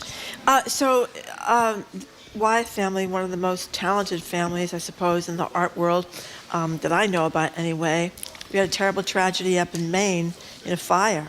Yeah, so we actually just talked about the Wyeths last week because if people remember, there was the woman who found the painting in a Savers in Manchester, New Hampshire for $4, and it turned out to be a painting by N.C. Wyeth, father of Andrew Wyeth, grandfather of Jamie Wyeth, longtime generation of American painters, and they're very much associated with Brandywine in Pennsylvania, but also very much with Maine, where they summered, and where N.C. Wyeth acquired a home in Port Clyde, Maine, when he was alive 100 years ago, and the general store, which is very historic, a 200-year-old building in Port Clyde, Maine, just burned down. And it's terrible because in addition to having this very historic general store, there was also an art gallery upstairs owned by Linda Bean of the L.L. Bean family. Oh, my goodness. And she had a number of Wyeths, and so there were 3 Jamie Wyeth paintings that burned up in the fire, 1 N.C. Wyeth painting, no Andrew Wyeth, as I could tell, but these were significant works. Jamie Wyeth was talking to one of the main newspapers, I think the Portland Press Herald, and was saying it was like ripping a page out of your diary to know these works that were very meaningful to him, one of a snapper, a snapping turtle, which is very much associated with his growing up, another of a red-tailed hawk, and another in a series that he did of seagulls. And then for the N.C. Wyeth, it was the frontispiece to The Men Have Conquered. It was an illustration he did for a book about, you're going to make fun of me now, Henry David. Now I don't have to because you made fun of yourself. Good. Oh, because of that. Okay. It just drives me out of my mind. Would you not agree, even if the proper pronunciation is Thoreau, what an affectation it sounds like to say that? Would you agree with that, or yes or no? It does sound like an affectation, even though it's true. Oh, okay, it's true. Thoreau. Okay. Yeah, Thoreau. Okay, so continue. when you go to give a talk somewhere and you are going to mention Thoreau, do you say it? Do you make a joke about that? It's I know everyone thinks it's Thoreau in the audience, but the correct thing is Thoreau. Well, to be clear, I've never given any talks about Henry David Thoreau But if you did. whatsoever. But it's a fun anecdote, right? Which we can remind people now. They go back to those times, and people who didn't know how to spell would write phonetically, and so they would write, of course, how his name was pronounced, and so that's how we know that his name was pronounced So you say. Thoreau. Okay, fine. Okay. By the way, I can't even think about him without thinking about the pronunciation. you know what Linda Bean ruined is it. famous for, in addition She's to a Trumpster. The lobster roll. Right. When they came out that she was a Trump supporter a little less than a decade ago, there was a whole whatever amongst at least some LL Bean aficionados. You know. She also has a very famous lobster roll. She does? She has a restaurant in Freeport didn't know where that. the LL Bean mothership is. Oh, I didn't know And yeah, that. there's a restaurant there with Do you a know, by lobster the way, roll. when I was in college in Philadelphia, we used to drive, when we weren't driving all night to go to Nathan's Hot Dogs at 43rd and Broadway, get a hot dog and go home. You know where else you went? It's the only other 24-hour store maybe in America. Do you know what it was? Bean. LL Bean in Yeah. Freeport, Yeah, right? Freeport, Did you ever Maine. do that when you were a kid? No. Did you? No. Fine. Okay. That takes care of that. Because you need a fishing rod in the middle of the No, night? that isn't the point. It's like you can shop in the middle of the night, which you couldn't do anywhere else now. Is that appealing at all to you? No. No. It is not. No. Spiro Veloudos. Sleeping in the middle of the night is appealing I to like me. that. A giant of the Yeah. theater scene here, Spiro Veloudos, has passed. And I fear that a lot of people may not have heard of him. So tell us who he was and how huge his contribution was here. I think Boston theater goers certainly would, because he loved audiences as much as he loved theater. So Spiro was the longtime artistic director of the Public Theater here in Boston, and then became the producing artistic director of the Lyric Stage Company here in Boston before stepping down a couple of years ago. And he just died this week at the age of 71. And he had a really, I would argue, outsized impact on theater in this town. We talk about it regularly now. We have so many theater companies here, and this always has been a theater town, but I think that Spiro was kind of instrumental in changing a lot of how we look at theater and how it was built today. For instance, because I covered him, I spoke to him for years and years and years, he was the first to introduce colorblind casting. He was the first, I think you could argue, to give a lot more women jobs in making theater when it was primarily a man's industry in terms of running theater, in terms of directing and what you would see behind the scenes. As someone was remarking to me this week, he was a man who gave so many actors their first start. In fact, Jack Cutmore Scott, who's about to be starring in the Frasier reboot. Oh, yeah. I first saw him in The Adventures of Nicholas Nickleby at the Lyric Stage Company, which was a very audacious undertaking by Spiro Veloudos to stage this two-part sprawling Charles Dickens saga at the Lyric Stage Company. It was fantastic, and he cast this young actor who I believe had just come out of Harvard. He had identified him as somebody who had this spark, and yes, sure enough, he goes on to this great fame in Hollywood. But beyond that, I used to love meeting Spiro in the theater because he would always stand out in front of the box office. He would greet patrons as they would come in. If I came in, he would want to talk to me about theater. He would want to give me his background or tell me about his latest venture to New York and the great theater he was seeing. And what I loved about what he did is he distilled all that he loved onto the Lyric Stage. So he loved Stephen Sondheim, which is why you saw him direct so many Stephen Sondheim shows there. He even told me about a letter that Sondheim once sent him about one of his productions. He would see really out there theater in New York, and he would sometimes bring that, like Mr. Burns, a post-electric play. It was so weird and strange, but he would put it there in that season alongside other shows like Anna Christie or something super popular like Mamma Mia. Not that he ever did Mamma Mia, but he just knew how to give everything to everybody and really stay engaged. He most often did the curtain speeches before a show and just had a great personality. And it was about nothing other than the fact that the guy really, really loved theater.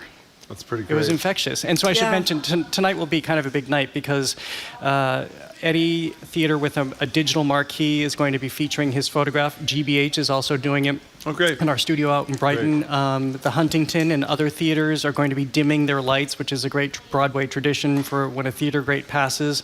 And a couple of theaters will be having moments of silence before their shows tonight as well, all in honor of Spiro Veloudos. Oh, that's lovely. Yeah. So can we talk about some current things that are happening in town? I have to say, well, I was a huge Barbara Walters fan. I never associated her with the world of art. And lo and behold, Go ahead. Yeah, she was a big collector of art. So for people who don't know. And a Bostonian. And a Bostonian. Yeah. So Barbara Walters, longtime journalistic pioneer, first woman to anchor a network news program, did it long before women were given a space in any of those realms. She died a couple of years ago, and now Bonham's in New York is auctioning off a lot of her estate. They recently acquired, I'm not sure how you phrase it, with Skinner here in Boston. So right now they have, just for the weekend, I saw it this morning, they have a very small exhibition of some of her artwork. She had a painting by John Singer Sargent, which is extraordinary. They told me, and if you look at photographs of her home, which you'll see in the catalog for the auction, her home was filled with art, but it was filled with art books, art catalogs. I mean, she was somebody who really paid attention, did her research, not surprising, given that she was a journalist and she was a great interviewer, so she did research, she did her homework. But Boston was very much about who she was, even though only her childhood was spent here. She was the son of a nightclub impresario. Yeah. And so right up until the day she died, she had a picture of a watercolor of the swan boats over her bed in her bedroom in her New York apartment. Wow. And she also had a beautiful watercolor of Franklin Park. Another Boston artist she collected was Frank Benson. There's this gorgeous picture that you can see, this painting of a seated woman in very much the Boston school, this great light. She really paid attention to how she was collecting. You know, and by the way, for those, when I first read the story before I read more fully, I was saying, you know, I don't like the fact, well, I was a huge admirer of her, what, her heirs are selling her stuff to make money. In fact, it's not that. This is all directed to charities that all the money, from what I understand, a lot of it, that's raised, or a lot of it, okay, is going to charities that she spent her life supporting and all that sort of stuff, right? It is very lovely what they're doing.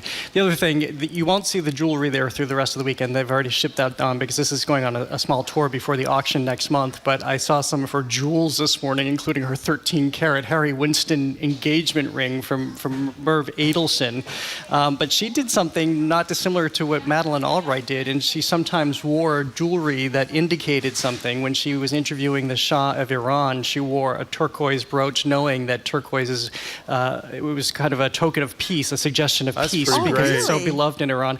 When she was interviewing one of the Russian foreign secretaries at some point, she wore a bug, because right before that it had been disclosed that they had been bugging certain State Department agencies. And remember, I talked to actually Madeleine Albright about this. She would wear pins I think she wore a serpent when she was meeting with Saddam Hussein. They were sending messages, yeah. Oh my goodness. You know, she was underestimated a lot, Barbara Walters, and I thought she was just a genius in terms of understanding where television was going, and beginning The View, which it's been a massive hit many years after she's left. So she really understood the business. Want to play one of her Sure, let's hear a little bit of her voice for a second. Yeah, this is when she got the first interview in 1999, shortly after the crimes, as it were, with Monica Lewinsky. Monica, are you still in love with Bill Clinton? No. Sure? Mm-hmm. Over? Sometimes I have warm feelings, sometimes I'm proud of him still, and sometimes I hate his guts, and he makes me sick. What will you tell your children when you have them? Mommy made a big mistake. And that is the understatement of the year. For ABC News, I'm Barbara Walters. That's a pretty good line. I mean, she got so many exclusive interviews, and she interviewed, as you said, everybody from these big world leaders to people like Monica Lewinsky, and one of your favorites, Dolly Parton.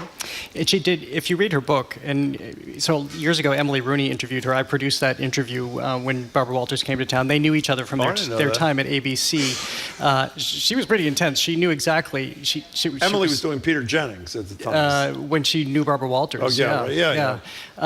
But producing Peter Jennings, I should exactly. Yes. She was the executive director, wasn't she? She was the executive, the producer, first executive producer of of the nightly news show. First woman executive. Emily producer. was, yeah. So we interviewed Barbara Walters, and of course, by that point, she was absolutely Barbara Walters. She was writing her memoir. You could see how tough she was. You could see how she could analyze every single situation. But if you read her book, you understand how she got those interviews and how she did them, because her research process was extraordinary. She would go through her questions over and over and over again, bring in the staff she trusted, so they would vet questions, constantly change them, order them to construct the most brilliant interview. And she did that time and time and time again. Because she was a woman and she had to be twice and 3 times as good as everybody else.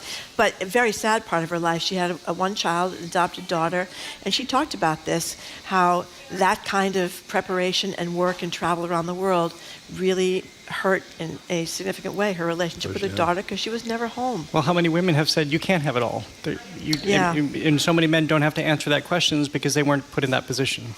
Exactly. So there, Jim. Just want to point that out. I think So you wanted to be sure that we talk about graft. I don't mean graft like lower G graft, but graft as in the title of an exhibit while you were with us. Tell us about it. It sounds spectacular. Yeah, this is a piece by Edra Soto. It's a public art installation right in front of the New England Aquarium, and it's presented by Now and There. You can see it up. It's up through August of 2024, so lots of time to visit it. But you'll find these tall, totemic-like steel sculptures that Edra Soto has crafted, really looking at her growing up in Puerto Rico and coming to the United States, and that what that migration to the United States has been like, and then to go back and forth, what she takes from her homeland and brings to the U.S. And so these steel sculptures evoke the palm trees from Puerto Rico. She's also looking at the steel bars that might be in front of windows on homes, and she has, again, created these steel sculptures that plays with the notions of leaves and other geometric patterns in these kind of bronze, rust-colored sculptures that stand among the trees in this little park that's right in front of the New England Aquarium, with lots of trees, as I say, and cobblestones. But they also have benches so that you can nestle up into them. Love that. And it just activates the space and changes the space in a much different way, especially knowing that this artist is bringing her own love and interests of home and travel and culture. As I went to the unveiling of this installation the other day, it was curated, by the way, by Pedro Alonso, who's just an amazing public art curator internationally. They also had a dancer named Mar Perea who danced among all of these sculptures, and it was fantastic to see art meet art and see this whole space become electric with an audience ringing it. It's really, really a special piece. Whose space is that? I'm not certain about who owns that space. I love but that it's a very kind. public We talk area. about public art a lot, but this is a variation on a theme. I think it's spectacular. I mean, it really creates a fabulous feel. And you say it's there till August of 2024. Exactly, yep. Yeah. And do we have time for one more or no? No, not really. We don't? No. Okay, we'll have to wait till next week then. But that was a very thorough explanation of. Thank you very much. Okay, Jared. And what do you think of the pierogi bar? It was I like National the Pierogi Day on Sunday. I went straight for the cheddar one. I got literally choked up. Did you hear? Because of the Cheddar and spicy jalapeno. jalapeno. That's right. There, isn't it? Okay, we've been speaking with GBH That's Executive it? Arts Senator Jared Bowen. It's rather abrupt. Well, you told me we were on I time. know we are, but I think it was really rather abrupt. Oh, would you like to say You're something supposed to say, else? Jared, it was nice to talk to you. Jared, it was nice to talk to See, you. I don't have Jared. anything as witty to say as Christopher You don't have to Muther. be witty. You just have to be you. Do you know what I mean? I mean, So I'm not witty, is what you're saying? No, do you have a it is collection what of it is. 8 cat T-shirts like he treated us to? I mean, You don't before have this pets. began? You don't have I pets. don't know. didn't I'm think never so. home. Yeah. Yeah, okay. it's cruel to have an animal when you're never home. I am so Except for there. cats who don't really care, do they? Although I was just watching Only Murders in the... I have 36 Go ahead, seconds. say it. I was watching Only Murders in the Building last Yeah. night, and he has a goldfish in an episode, and I thought that would be lovely. A goldfish. Yeah. Well, they don't really Yeah. relate to you that well. I mean, doesn't that matter? I mean, if No, you want they a know pet, when you you're want to have a gone. relationship. They wave to you when you come home. Steve Martin brought chemistry to the goldfish. That's This is the right. perfect opportunity to bring up the Steve Martin hamburger sound. Unfortunately, it's not available. Because we or else haven't heard it would in a do week. By the way, can I tell you something? You know how little kids get stuck on things? Not only did we play the hamburger sound in the air 2 or 3 times, on my honor, I went home that night and played it for myself several times.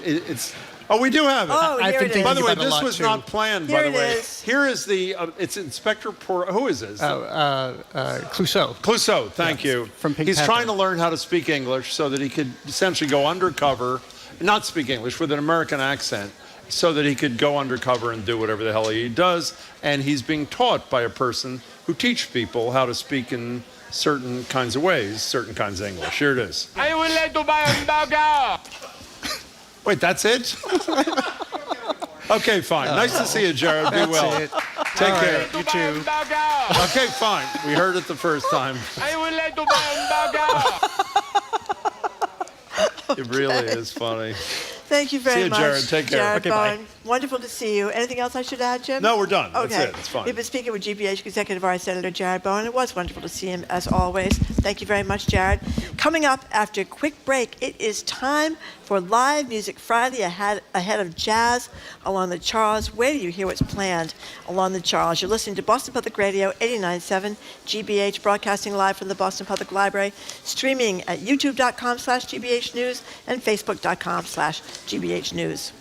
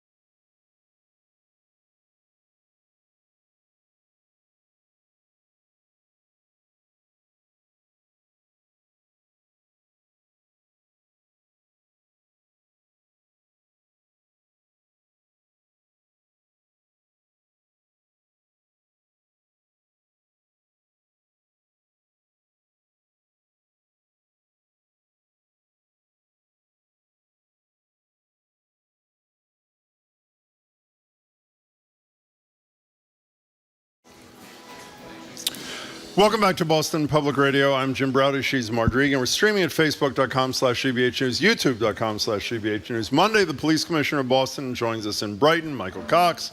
Tuesday, the Mayor of Boston, Michelle Wu, joins us right here at the library for an hour of Ask the Mayor. Tomorrow, this is one of the most excitingly choreographed things I've ever heard. 100 Boston-based musicians across 25 jazz ensembles will perform a single Boston-inspired set list, inspired by women, written by women. You'll hear all the details in a second. It's all for the Celebrity Series event, Jazz Along the Charles, Rain or Shine. More information, you go to celebrityseries.org. We're joined now by Ken Field. Ken is president of the board of directors of Jazz Boston, a co-curator of this weekend's event, and Terry Lynn Carrington, a legendary multi-Grammy award-winning drummer and Berkeley professor. In a couple of minutes, Rebecca Klein is going to perform, then she'll join us. She's a Berkeley professor and pianist. Terry Lynn and Ken, it's great to see you both. Thanks so much for being here. Thank you. Yeah, thank you very much for joining us. So, Ken, we've talked to you before about the Honk Fest over there in Somerville, but elaborate in what Jim said. One Boston-inspired set list, everybody doing it at once? Everybody's doing it at once. Everybody is starting at the start at 2 o'clock tomorrow, and all 25 bands will run through the same two set lists. They're not going to be all synchronized exactly, so the audience will be able to walk from one band, one ensemble to another, and hear the same piece interpreted differently by a different ensemble. I've never heard of anything like this. Is this unique to the Jazz Fest, or? Well, this event happened again presented by Celebrity Series of Boston in 2018. It was, as I understand it, inspired by something a little different, but maybe similar in New York. But this is different in a lot of ways, and all the music that Xylee Zamora and I curated for the set list is related to Boston and all composed by or popularized by women. And one of those women is standing right to your right there. You composed the piece for this, Terry Lynn, did you not? I did. I'm fortunate to have been commissioned to write a new piece, which, brings a little bit of pressure with time constraints. But it was fun to do. Bay Warriors, is that what it's called? Mm-hmm. Tell us what it's about, if you could. Well, I wanted to think about the resilience that the city has and has had. Of course, the Boston Strong theme came to mind. And also I thought about just the Native American experience and the warriors that have had to be resilient in that way as well. Can you tell us, Ken, a couple other women whose work is featured in this? Sure. Is it 16 pieces? I can't remember. It's 16 pieces, yeah. Yeah, tell us some of the other women whose work is featured. We included in the set list a piece by Bonnie Raitt, a relatively new piece by Bonnie Raitt. We included a piece by the classical composer Amy Beach, who has a history of being in Boston. She's deceased. We had a wonderful piece by the late Millie Bermejo, a Mexican vocalist who was much beloved in the Boston area, taught at Berkeley. Beautiful piece. There's work. One of my favorites, Tracy Chapman. Tracy Chapman. A genius. Yeah. Donna Summer, who people may have heard of. Yeah. You're answering my question. Well, it's great. I mean, it's this great eclectic mix of things. It just sounds terrific. You know what I'm always fascinated by is how musicians started and when they started. So I hate to be sexist about it, but I think a lot of people think of drummers as boys. They don't think of drummers as girls. So Terry Lynn, you're a drummer and you're not a boy. Not a boy. So how did this happen for you? Well, especially when I started, which was 41 years ago. I didn't see any other women playing, but I was young enough not to let that bother me. And my father and mother were very supportive, so They didn't mind all that banging in the house. No, they didn't. Well, I'm a third generation musician, so that also helps. So you saw people in your family ahead of you. Any other drummers? My father and my grandfather. My grandfather was a drummer, but he passed away right before I was born. My father plays saxophone, but he also played drums a little bit. So he would set up the drums in the house. And first I started with sax and moved to drums. How old were you when you started? 5 on sax and then 7 on drums. Yeah. But you're stating it so matter of fact, it had to be daunting. I mean, despite I'm serious, despite the lineage, was it not? No, apparently. No, because you're so young, you don't think about it. That's a very good point. I don't know. I think I displayed some natural talent, and what I hope that most parents do is decide to nurture that when they see it. My father could have not paid attention because he did really want a boy to carry on the music tradition in the family. But when he saw talent, he nurtured it. So. And she did pretty well from what I'm aware, so I think they're probably pretty proud in the family. Yeah. Ken, you're going to be replaced by Rebecca there in a second. Tell us time and website and all the mechanics of the thing before Rebecca plays. There's a website at jazzalongthecharles.org. The event is sponsored by Celebrity Series. You can also go to their website. It takes place from 2 to 4 p.m. along the Charles River at the Esplanade. And it's free. It's rain or shine. And it's going to be a great time. And, you know, one of the reasons that we decided that Xylee Zamora and I decided to include music all by women or popularized by women was exactly in response to what you're mentioning, that it's important to encourage women to get involved in jazz. There are more and more women now involved. And what Terry Lynn is doing is helping that a lot. And we wanted to shine a spotlight on some of that work and some of those people. So Rebecca Klein is going to play. Do either of you know what she's playing? I do. Do you know what she's playing? Well, then, Ken, why don't you tell us what she's playing? She's going to play the piece called Willow Weep for Me. It's a piece composed by Anne Rennell, played by 1 million people, 1 million ensembles. And Anne Rennell was an undergraduate at Radcliffe College. And the story is that she was inspired for this standard, this jazz standard, by the willow trees in Cambridge. Willow Weep for Me, Rebecca Klein. Welcome, Rebecca.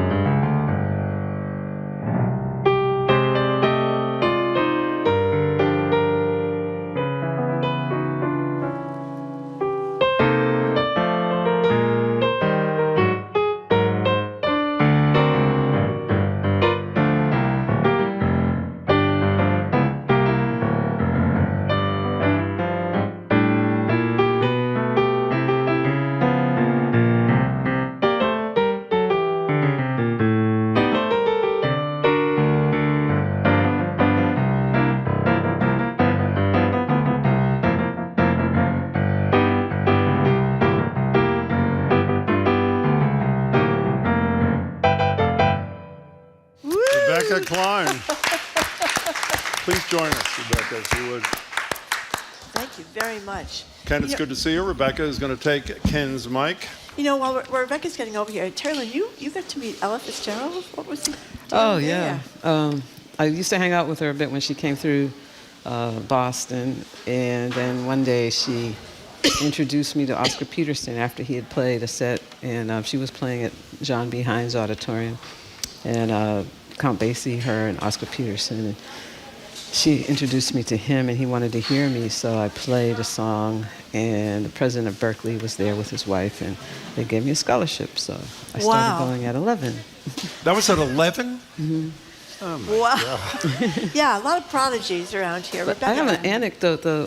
Anne Ronell writing that piece, I'm so happy that, it's included, but she's also the reason, and that piece is also the reason that I put out this book, 101 Lead Sheets by Women Composers. New Standards is actually the name of it. And because Anne Ronell's piece was one of the few pieces that was actually in the real book, which is kind of the go-to for people learning standards.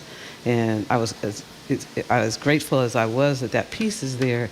I also noticed that we need to have more songs by women that are considered standard. So Rebecca, you excited about this thing happening tomorrow? Am. Yeah. Have you ever done anything like this before? I actually did it in 2018. And? It was really a different kind of challenge because usually as jazz musicians, we're in charge of what we play. Mm-hmm. But it was interesting to be given a set list and also be given the freedom to interpret each piece any way we want. And what do you think of this piece? I don't know if you've heard of it, Bay Warriors. Have you heard of this piece? Yes. What do you think of that piece composed for this particular day? Yeah, it's really cool. I like that it has a strong melody and a counter melody, and you can follow either one of them. We enjoyed giving the melody in one part to the bass player while I did some counter melody. And then there's a really cool vamp section for a drum solo.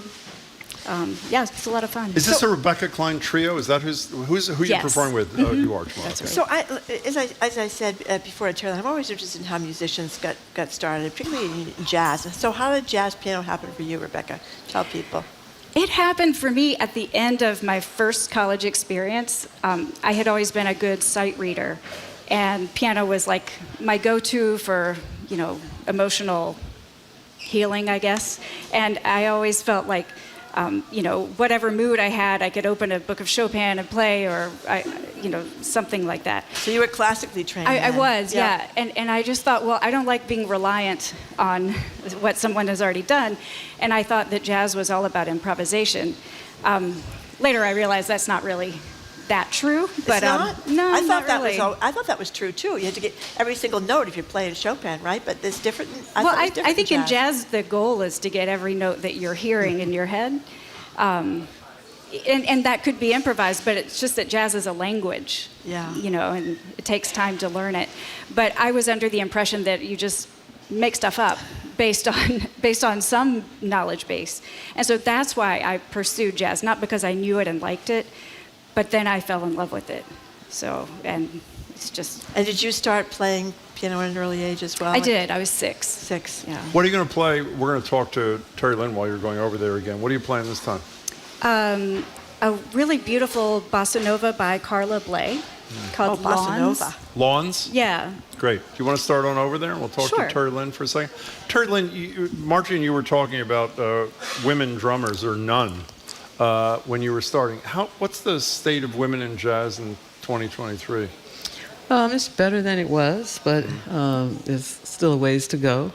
That's why I'm trying to address it in the best way I can at Berkeley by creating the Berkeley Institute of Jazz and Gender Justice. And we're trying to create a space where women can be their authentic selves and not kind of carry the extra burdens that they carry in this male-dominated space. Could you spend a second talking about, we've talked about with other people, I'm not sure who, but tell us in a little more detail what you're hoping to achieve there. Well, I think the biggest goal is to transform the culture. And you don't do that just at an institution. It has to be widespread, this way of thinking. So we collaborate with other entities. We have an apprenticeship and mentorship program in collaboration with New Music USA, which is a national program, and we pick 7 emerging artists a year, women and non-binary, and put them on stage with big names. That's great. And we do all kinds of collaborations. I just did an exhibit based on this idea of new standards, setting new standards, and based on women composers, and that was at Emerson College's Media Arts Center. Now Sounds terrific. Now we're going to hear once again from Rebecca Klein on the piano.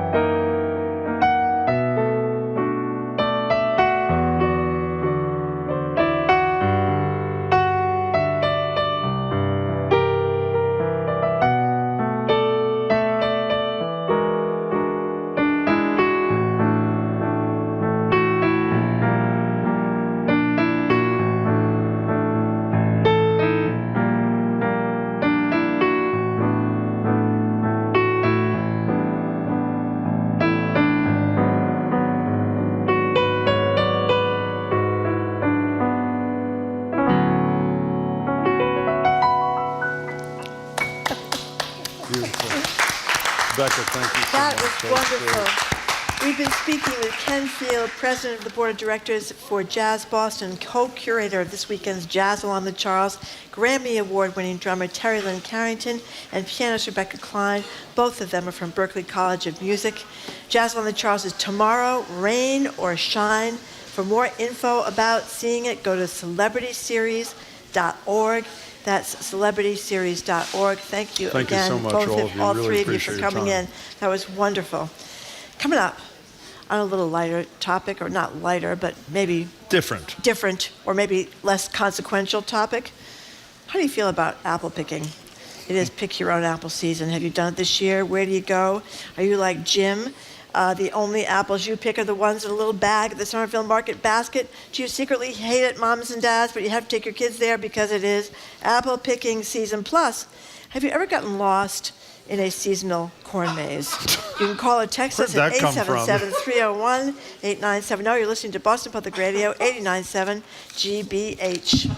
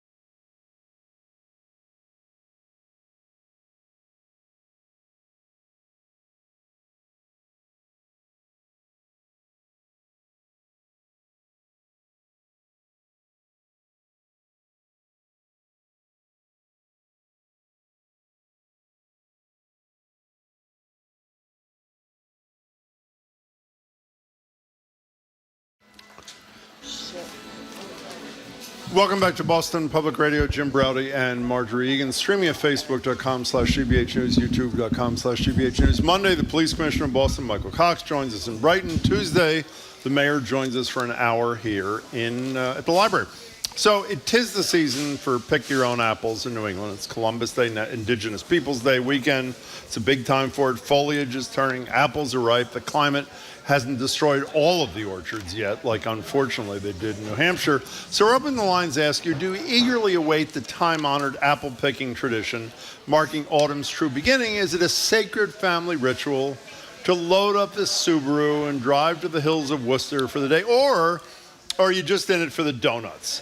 Planning on trudging your way through the orchards this year, bemoaning apple inflation and the knowledge you're inevitably just inviting fruit flies into your home when nobody eats the apples you work so hard to pick for your family to begin with. 877-301-8970. And what are your favorite apple? Actually, I don't care what your favorite apple varieties are. Marjorie also wants to talk about the corn maze. And the reason she's connecting it is not just because some people go through corn mazes when they go apple picking, both of which are unmitigated pain for at least normal people. Marjorie's greatest column, or one of her 5 greatest columns at the Boston Herald, was when she got lost in a corn maze. Well, was it New Hampshire? Where was it? I did not get lost in a corn maze. Oh, someone else got lost, right? What was there it? was a couple with their infant that was lost in the Danvers corn maze at Connor's farm. And what'd they do? And well, no one could. They had to call in the police to get them out of the corn maze. So we launched an investigation at the Boston Herald, and I was the intrepid reporter. Wow. Set up to investigate whether it was difficult to get lost in a corn maze, and it was in fact extremely difficult to get lost in the corn maze. But the story was huge, Jim. It went on Jay Leno, Inside Edition, Today Show, Good Morning America. They called 911. Is that what they did when they got lost in the maze? They called a 911, the K-9 unit, and the 101st Airborne, as I understand, to get them out of the corn maze. So if you're dying to talk about corn mazes, fine. I want to talk about apple picking, which I think it is sort of like having to take your kids to Disney World. Unmitigated torture, but when your kids are young, you got to do it. Did you do apple picking with your kids when they were young? I went with all of my children to a school-sponsored apple picking trip. I was a chaperone at those, and the same thing happened every time you went. The kids picked like 3 or 4 apples, and everybody got stung by bees. Oh, really? And then after they got stung by the bees, you go on the hayride. That was usually fun, but sometimes you had to leave early because kids were crying too much because they get stung by the bees. Exactly. 877-301-8970. We want to know, we're going to be open-minded about this. Is apple picking something you're really looking forward to this weekend and beyond as we get into the fall? By the way, cider donuts. I mean, we can Those agree. are great. They are fabulous. There are a zillion great places. Belkin family Lookout Farm in Natick, a couple of people have texted already, is one of their favorites. They are spectacular. But the apple picking thing, I'm willing to be convinced I am wrong. But I have to say, it was as unpleasant and unfun an experience. You pull one apple off the damn tree. You sort of been there, done that. Let's move on. How many can you eat? Apples can you pick? And how many can you eat? And what do you do with them? What? What do you do with them? I mean, they don't last forever. I'm sure you went home and baked an apple pie, right? No, I did not go home and bake an apple pie. But I was interested in the rating of the best apples by taste. Yeah. You know what number 1 is? I saw a Braeburn. Braeburn. They're okay. That kind of surprised me. Well, I wasn't going to ask. Well, What's my your favorite apple, thanks to you, I used to be a Macintosh. That's way down on number 16. Well, that's so it was at the interesting. bottom What's your next to favorite Red now? Delicious. Now it's Honeycrisp. Yeah, Jim. they're really expensive. The problem is they're really expensive. They're very expensive, but they last a long time, and that's a big deal. Granny Smiths last a really long time, Okay, so they're fine. number 5. Okay. By the way, Yeah. listen to this. Yeah. I almost called 911 after 2.5 hours lost in a corn maze. Then I remembered I had the number of the place, and they called the number from their cell phone inside the corn maze. How sad is this? And the person told them just go walk right through the maze. Tragically, both the child and the parent had scratches all over their faces and their bodies for going straight through the corn maze. How So do I you guess feel that one of the highlights of your journalism career was reporting on the corn maze caper in I want you to know Danvers? I was at the front page. Of I the know you Boston were. Herald, I remember the photo. looking ridiculous. Didn't they have you looking off the top of That's the right. maze? Peeking out of the corn maze. Yeah. Anyway, 877-301-8970. How do you feel about apple picking? And you can throw in corn mazes as well, if you like, because then I get a chance to talk about my column, which was a long time ago. It was a great column. Is it Kaylin? Kaylin in Yeah, Denver? he used to come to the library before he moved to Denver. Oh my goodness! Hi, Kaylin. How are you? Hey, both. How are you? Great Thank to talk you. to you. First and foremost, when I was about 5 years old, I got lost for about an hour and a half, maybe 2 hours in the Great Vermont Corn Maze, I think in Danville, if I'm not mistaken, which is also the largest corn maze in New England. So I have yet to go back for maybe traumatic reasons, but Scarring. stay tuned on that. It is Okay, so scarring, I how'd you get agree. out? How'd you get out after almost 2 hours? A lot of yelling, a lot of trying to just ask strangers for help, and eventually linked up with my parents. There you Yeah, I go. don't get the fun of At that least they either. didn't have to call the fire department out to rescue you. Okay, how about apple picking there, Kaylin?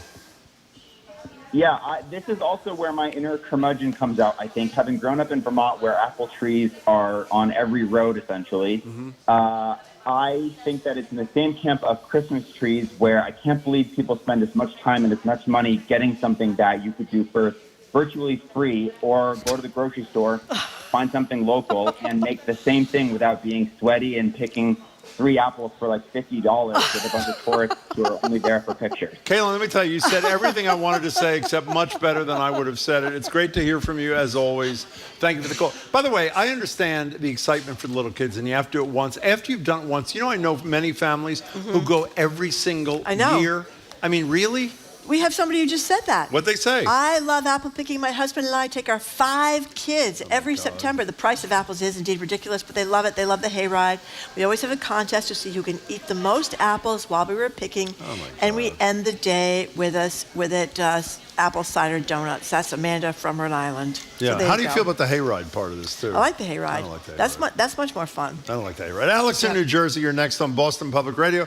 We're talking about apple picking. Well, I'm talking about apple picking. Marjorie's talking about getting lost in a corn maze. I tell Hi you, there, Alex. it was a near American tragedy. I know it Jim. was. It would have been horrible. The mother, the father, and the young baby lost Yep. in the corn maze. Did what for anybody would hours, do, called 911. 25 feet from the entrance of the corn maze, where you could climb up a ladder to figure out where They you had were ladders? in the corn maze. Yes, they had like a stand in the middle, so you could look up and Why find did out they where do you- that?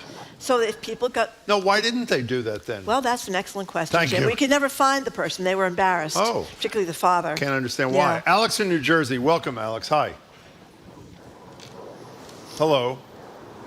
Okay, well, that went well. Alex, we're going to put you on hold. We'll get back to you in a second. He's probably out picking apples as we speak. 877-301-8970. Mara in Rhode Island. Hey, Mara. Hi. Hi. So I went with my son, who was probably like 2, and 2 of his girlfriends, who were 2 or 3 years old, to a corn maze in North Smithfield, North Smithfield, Rhode Island. Sure. And we were with the girl's mother, and she got a phone call. And so right as we're walking in, she's like, I have to take this.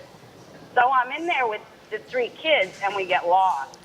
And we're wandering around, and I was starting to panic, but I wanted to stay calm for the kids. So finally, I found the outer wall of the maze. Don't ask me how I knew it was the outer wall. Yeah. But we basically broke through the wall to get out of the corn maze and find our way back to the parking lot. Beautiful story. I said to my friends, don't ever, send me in a corn maze with kids and go take a phone call ever again. By the way, do you believe that was a real phone call? I don't. Do you? I don't think it was. Yeah. I think she left me there. She's no dope. To handle it. Yeah. So were the kids panicked? Mara, were the kids panicked or they're too young, they didn't know? They were too young, they didn't know. Okay.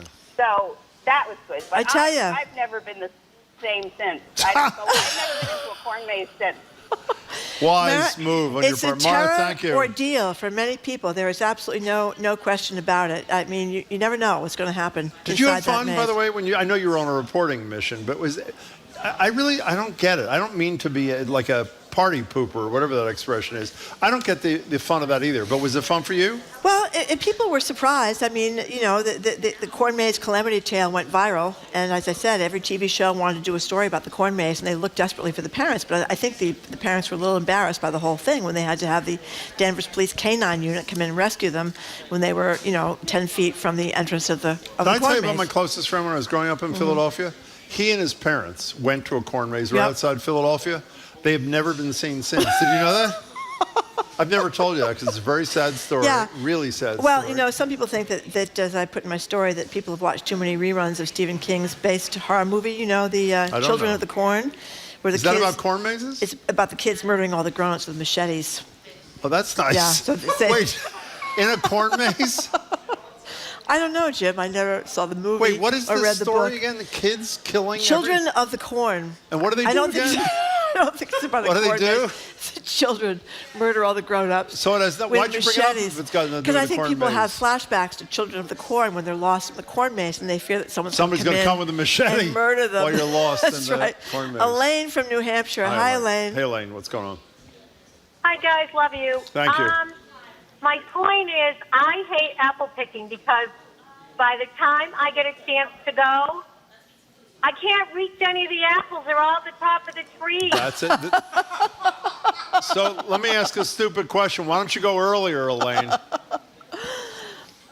Why did I tell you, James? I'm uber busy. Okay. Well, that's a fairly good excuse for not going. They do become higher up. It's like the low-hanging fruit line comes from that. Elaine, thank you for the call. We appreciate it. Yeah, somebody just texted that lives in Stowe, and they said that they can't take the traffic up there. It's unbelievable in the fall. People going to Honeypot Hill Orchards in Stowe. And there's the Bolton Spring Farm in Bolton, really packed with people, and they want apple picking to stop. Wait a second. Zoe, is this serious or is this a joke? Yeah, it's real. Okay, this is really, I didn't even know we had this. Zoe found the Danvers Corn Maze 911 call. CNN got it when it originally happened. This is back in 2011. Again, this is the family that gets lost in the maze and calls 911, and then was so humiliated they wouldn't let people like Marjorie interview them because they obviously were humiliated. Here it is. I'm really scared. It's really dark, and we got a 3-week-old baby with us. Relax, calm down. Your husband's with you, right? Yes, but my baby. The mosquitoes eating us alive. Hello, Canine. Hello, Canine. Eat again so he can eat because he can't see you. So say hello, Canine. Hello, Canine. That's it. Okay, well, they haven't come out of their house in 12 years, I So should hold say. on for a second. Zoe, did you cover this story as well? Because this was the great Danvers. Oh, okay. She wasn't out of school yet. So what Oh, did the my woman God. say that she had a 3-week-old baby? What kind of person takes a 3-week-old baby into a corn maze? Well, I think maybe the hormones were out of control there. She They got in didn't a know what panic they with were a doing? 3-week-old baby. Yeah, but it was the father. You can see why he didn't want to talk about Well, this. what did he say? Shouting, "Hello, canine." What does that mean, hello, canine? I guess he was supposed to be calling the dog, the German Shepherd that was going to come in and rescue them. Good thing it wasn't. Oh, Commander Joe Biden. Biden's Exactly. German Shepherd. Dog came in and bit him. It would have been like Children of the Corn. You know what I mean? Okay. With a dog, a With a- German Shepherd instead of a machete. That's right. I don't really quite I'm serious. What does it mean? Call whatever that came. What was he saying? Well, I don't get it. What was it? I think the cops were alerting them to the dog that was coming in to rescue them, the canine Is unit. that how they got rescued for by the a Danvers dog? Police. Oh, Zoe says yes. So I missed that whole part of the story. Yeah, that's the story. I told you, Jim. They had to be rescued by the Danvers Police Canine Unit. Oh, I'm sorry. I missed It's that okay. part. Zoe, That's that great. was brilliant of you. Thank That you was very excellent. much Thank for you. finding John in that. Framingham. I guess we're talking about both apple picking and corn maze issues. Hello, John. Yes. Good afternoon. Well, guess what? You don't have to go to Bolton. You don't have to go to the western part. You need to go for the best apple cider as a professional chef. And I've been having this product, and it's a generational family. Douse's Orchards Farms in Sherburne. Really? They have beautiful. They have the best of apples because of the type of soil that makes. As a professional chef, I use the Cortland apples. They're kind there, and they have a great orchard for the families. Go there all the time. There's pumpkins, but the apple cider is #1. My uncle used to swear, Johnny, don't go anywhere but Douse's Orchards Farm. It's a beautiful location, peaceful, and you need to see how wonderful it is in Sherburne. Okay, Douse's Farm. Now, John, you told us the other day you're a professional chef. Where were you a professional chef? Yes, I was a professional chef at Anthony's Pier 4. Whoa! Professional. I'm excel in making baklava and all the various things I learned at cooking school. Besides baking things, French foods, and I do a great wealth of various foods for people. I worked at Finity's in Wayland, which was another great. Wait a second. Let's go back to restaurant as well. Anthony's. Did you have anything to do with making the popovers or no? Yes, yeah. I was one of the Fabulous. lead persons making the pop. And the thing is that I'm of Albanian descent, Yeah. and Anthony was of Albania. I know But he he liked was. to hire a lot of people that knew of how to make products that were taught by their family members, which my grandmothers had taught me. So it was a great experience working there as well. Thank you. That was a great John, call, it's great to John. talk Thank to you very much. Texter says, I brought a teenage group apple picking. They ate all the apples off a tree while still attached to the tree, and all that was left on the trees were apple cores. What do you mean eating it off the They tree? stood up and they ate the apples kind from of off the tree. stupid thing is well, that? it was a teen Okay, now wait a trick. second. I don't quite get this. Zoe, did you type this to us? Yeah. Okay, so I also have Zoe talking. Have sound from the haunted corn maze. I don't even know what that is, which might explain why she, meaning the mother in that sound, was so afraid to be there after dark. Okay, here it is. Oh baby, yeah. Yeah, I like it like that. Okay, that was about 2 years ago, and I don't even know what I was talking about. Thank you very much. We have a lot of corn maze texts. Okay, go ahead. Corn maze, try getting out of IKEA. Then we have... By the way, I said that 2 days ago on the air. Well, we weren't talking about corn mazes then. Why was I talking about it then? I don't know. Jen from Somerville says, when I worked in residential life, we used to advertise the corn maze during Parents' Weekend with signs that said, "Wished your parents would just get lost? Take them to the corn maze." That's great. And then we have a woman that says, my daughter and I got lost in a corn maze with my granddad's children. We saw a sign that said if you swore, they would kick you out of the corn maze. Well, so you should swear then. That's what she thought. Oh. We thought we were going to have to start swearing, but before they had to resort to that desperation thing, they were led from the corn maze by a 5-year-old. That's another fabulous I know. story. Isn't that a great story? 877-301-8970. We're talking about both apple pie. It shows our dexterity. We're talking about corn maze crises and apple picking, which I would say are equal amounts of fun. It's Hal from Waltham. What do you think, Hal? Go ahead. Hi, welcome. Good to talk with you. Long time Good to talk with you, too. How are you? The one way to get out of any mix, wherever it is to put your hand on one side of the wall and just keep going. You'll get out. Oh. Really? How did you learn that clever trick, How Hal? do you know that, Hal? I learned it some time ago. But Wow. just leave your hand on one side of the wall and just keep going. You'll get out.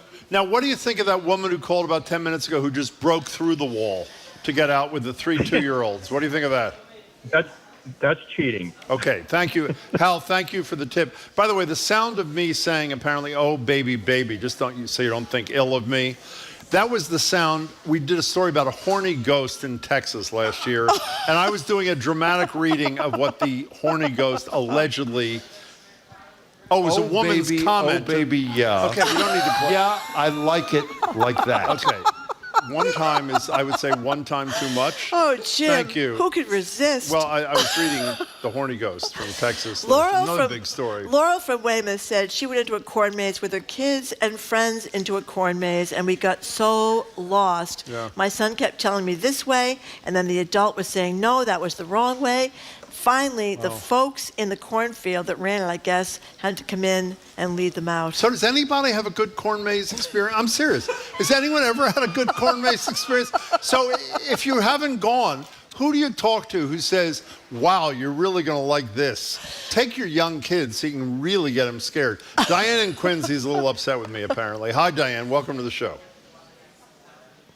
Well, Jim, I think it'd be great to come with us and pick the apples up high, but I think you're a little bit of a spoil sport. He is. Yesterday you talked about Canopy Lake. And Canopy Lake is a disaster. I know a lot of people love it, so I'm sure it's great for them. It's great. Okay, it's fabulous. I don't mean... No, I know, but we just have to say how clean it is. It is clean. And how much fun we have there. It's very and clean. apple picking, we've done for years. Yeah, and what And is we it have that... so much Diane, I'm willing to be educated. What about apple picking excites you like it apparently does? What is it? Well, we just love going. It's great for the kids. Yeah. We're bringing our grandchildren Oh, well, that is nice. Monday. Yeah. And the reason why people haven't been able to go is because of damn rain. No, the horrible part is the farmers in New Hampshire lost a huge percentage of their apple stock. So, by the way, Diane, thanks for calling. I'm not discouraging anybody. Anybody who's into it, go. It's great. Patronize these places. Cider donuts. Just not for me. And cider donuts are worth apple the trip cider donuts. anyway, yeah. Now, Mike from Winchendon said there was a British TV show called Trigger Happy TV, Yeah. and they did this skit where they trap people inside a hedge maze, which is like a corn maze, good. and a giant section of the maze kept moving so that people would move in circles indefinitely, and they were unable to find their way out, Jim. You know what happened that really scared people? From the opposite entrance, Rudy Giuliani walked in. And that was so terrifying that those families never did it again. Okay, Margie, the show's over. Oh, the show's over. Thank you very much for Thank tuning you in to very Boston much. Public Radio today. Thank you much to I'm gonna people try that to came be down more to the Boston positive on Public Monday, Library. by Need the to be way. more positive. Yeah. Kennedy is terrific. No, it is really I got nice. some calls about Very our clean. making fun of New Hampshire yesterday. That's I very shouldn't have clean. said there were no sidewalks in New Hampshire because actually they do Actually, have a few. you're the one who said there were no sidewalks. That's right. I didn't say that. I apologize. I think New there's Hampshire's some clean, in too, so Manchester that's and another Concord. thing to That's recommend. right. Other Very than that, clean. you're out of luck. Okay. 24/7 by way of our podcast.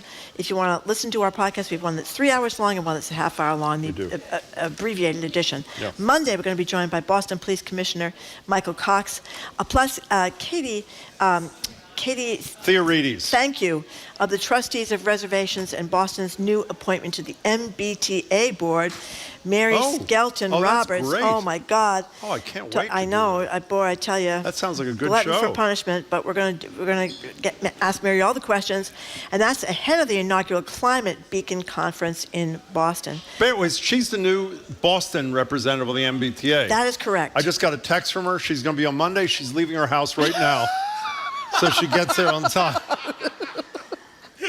Okay. Our food Mary, hurry up, because you got to get there by 11 on Monday. Our food policy editor, Corby Kummer, is with us, as well as inaugural poet Richard Blanco and Nancy Gertner on all the trials involving the president, a bunch of other legal stuff. Our crew, Zoe Matthews, thank you for calling the 911 thing. That was great. Yeah. Zoe, Aidan Conley, Nicole Garcia, Hannah Loss, additional support from Ethan Kotler, our engineer, John the Claw Parker, Bill Piaccitelli was running the boards today. Our executive producer is Jenny Bologna. Special thanks to the BPL team, Colin Cockrell, Brad Lewis, and Sandra Lopez Burke. I'm Marjorie Egan. I'm Jim Browdy. Thanks for tuning in and hope you have a great weekend. Bye.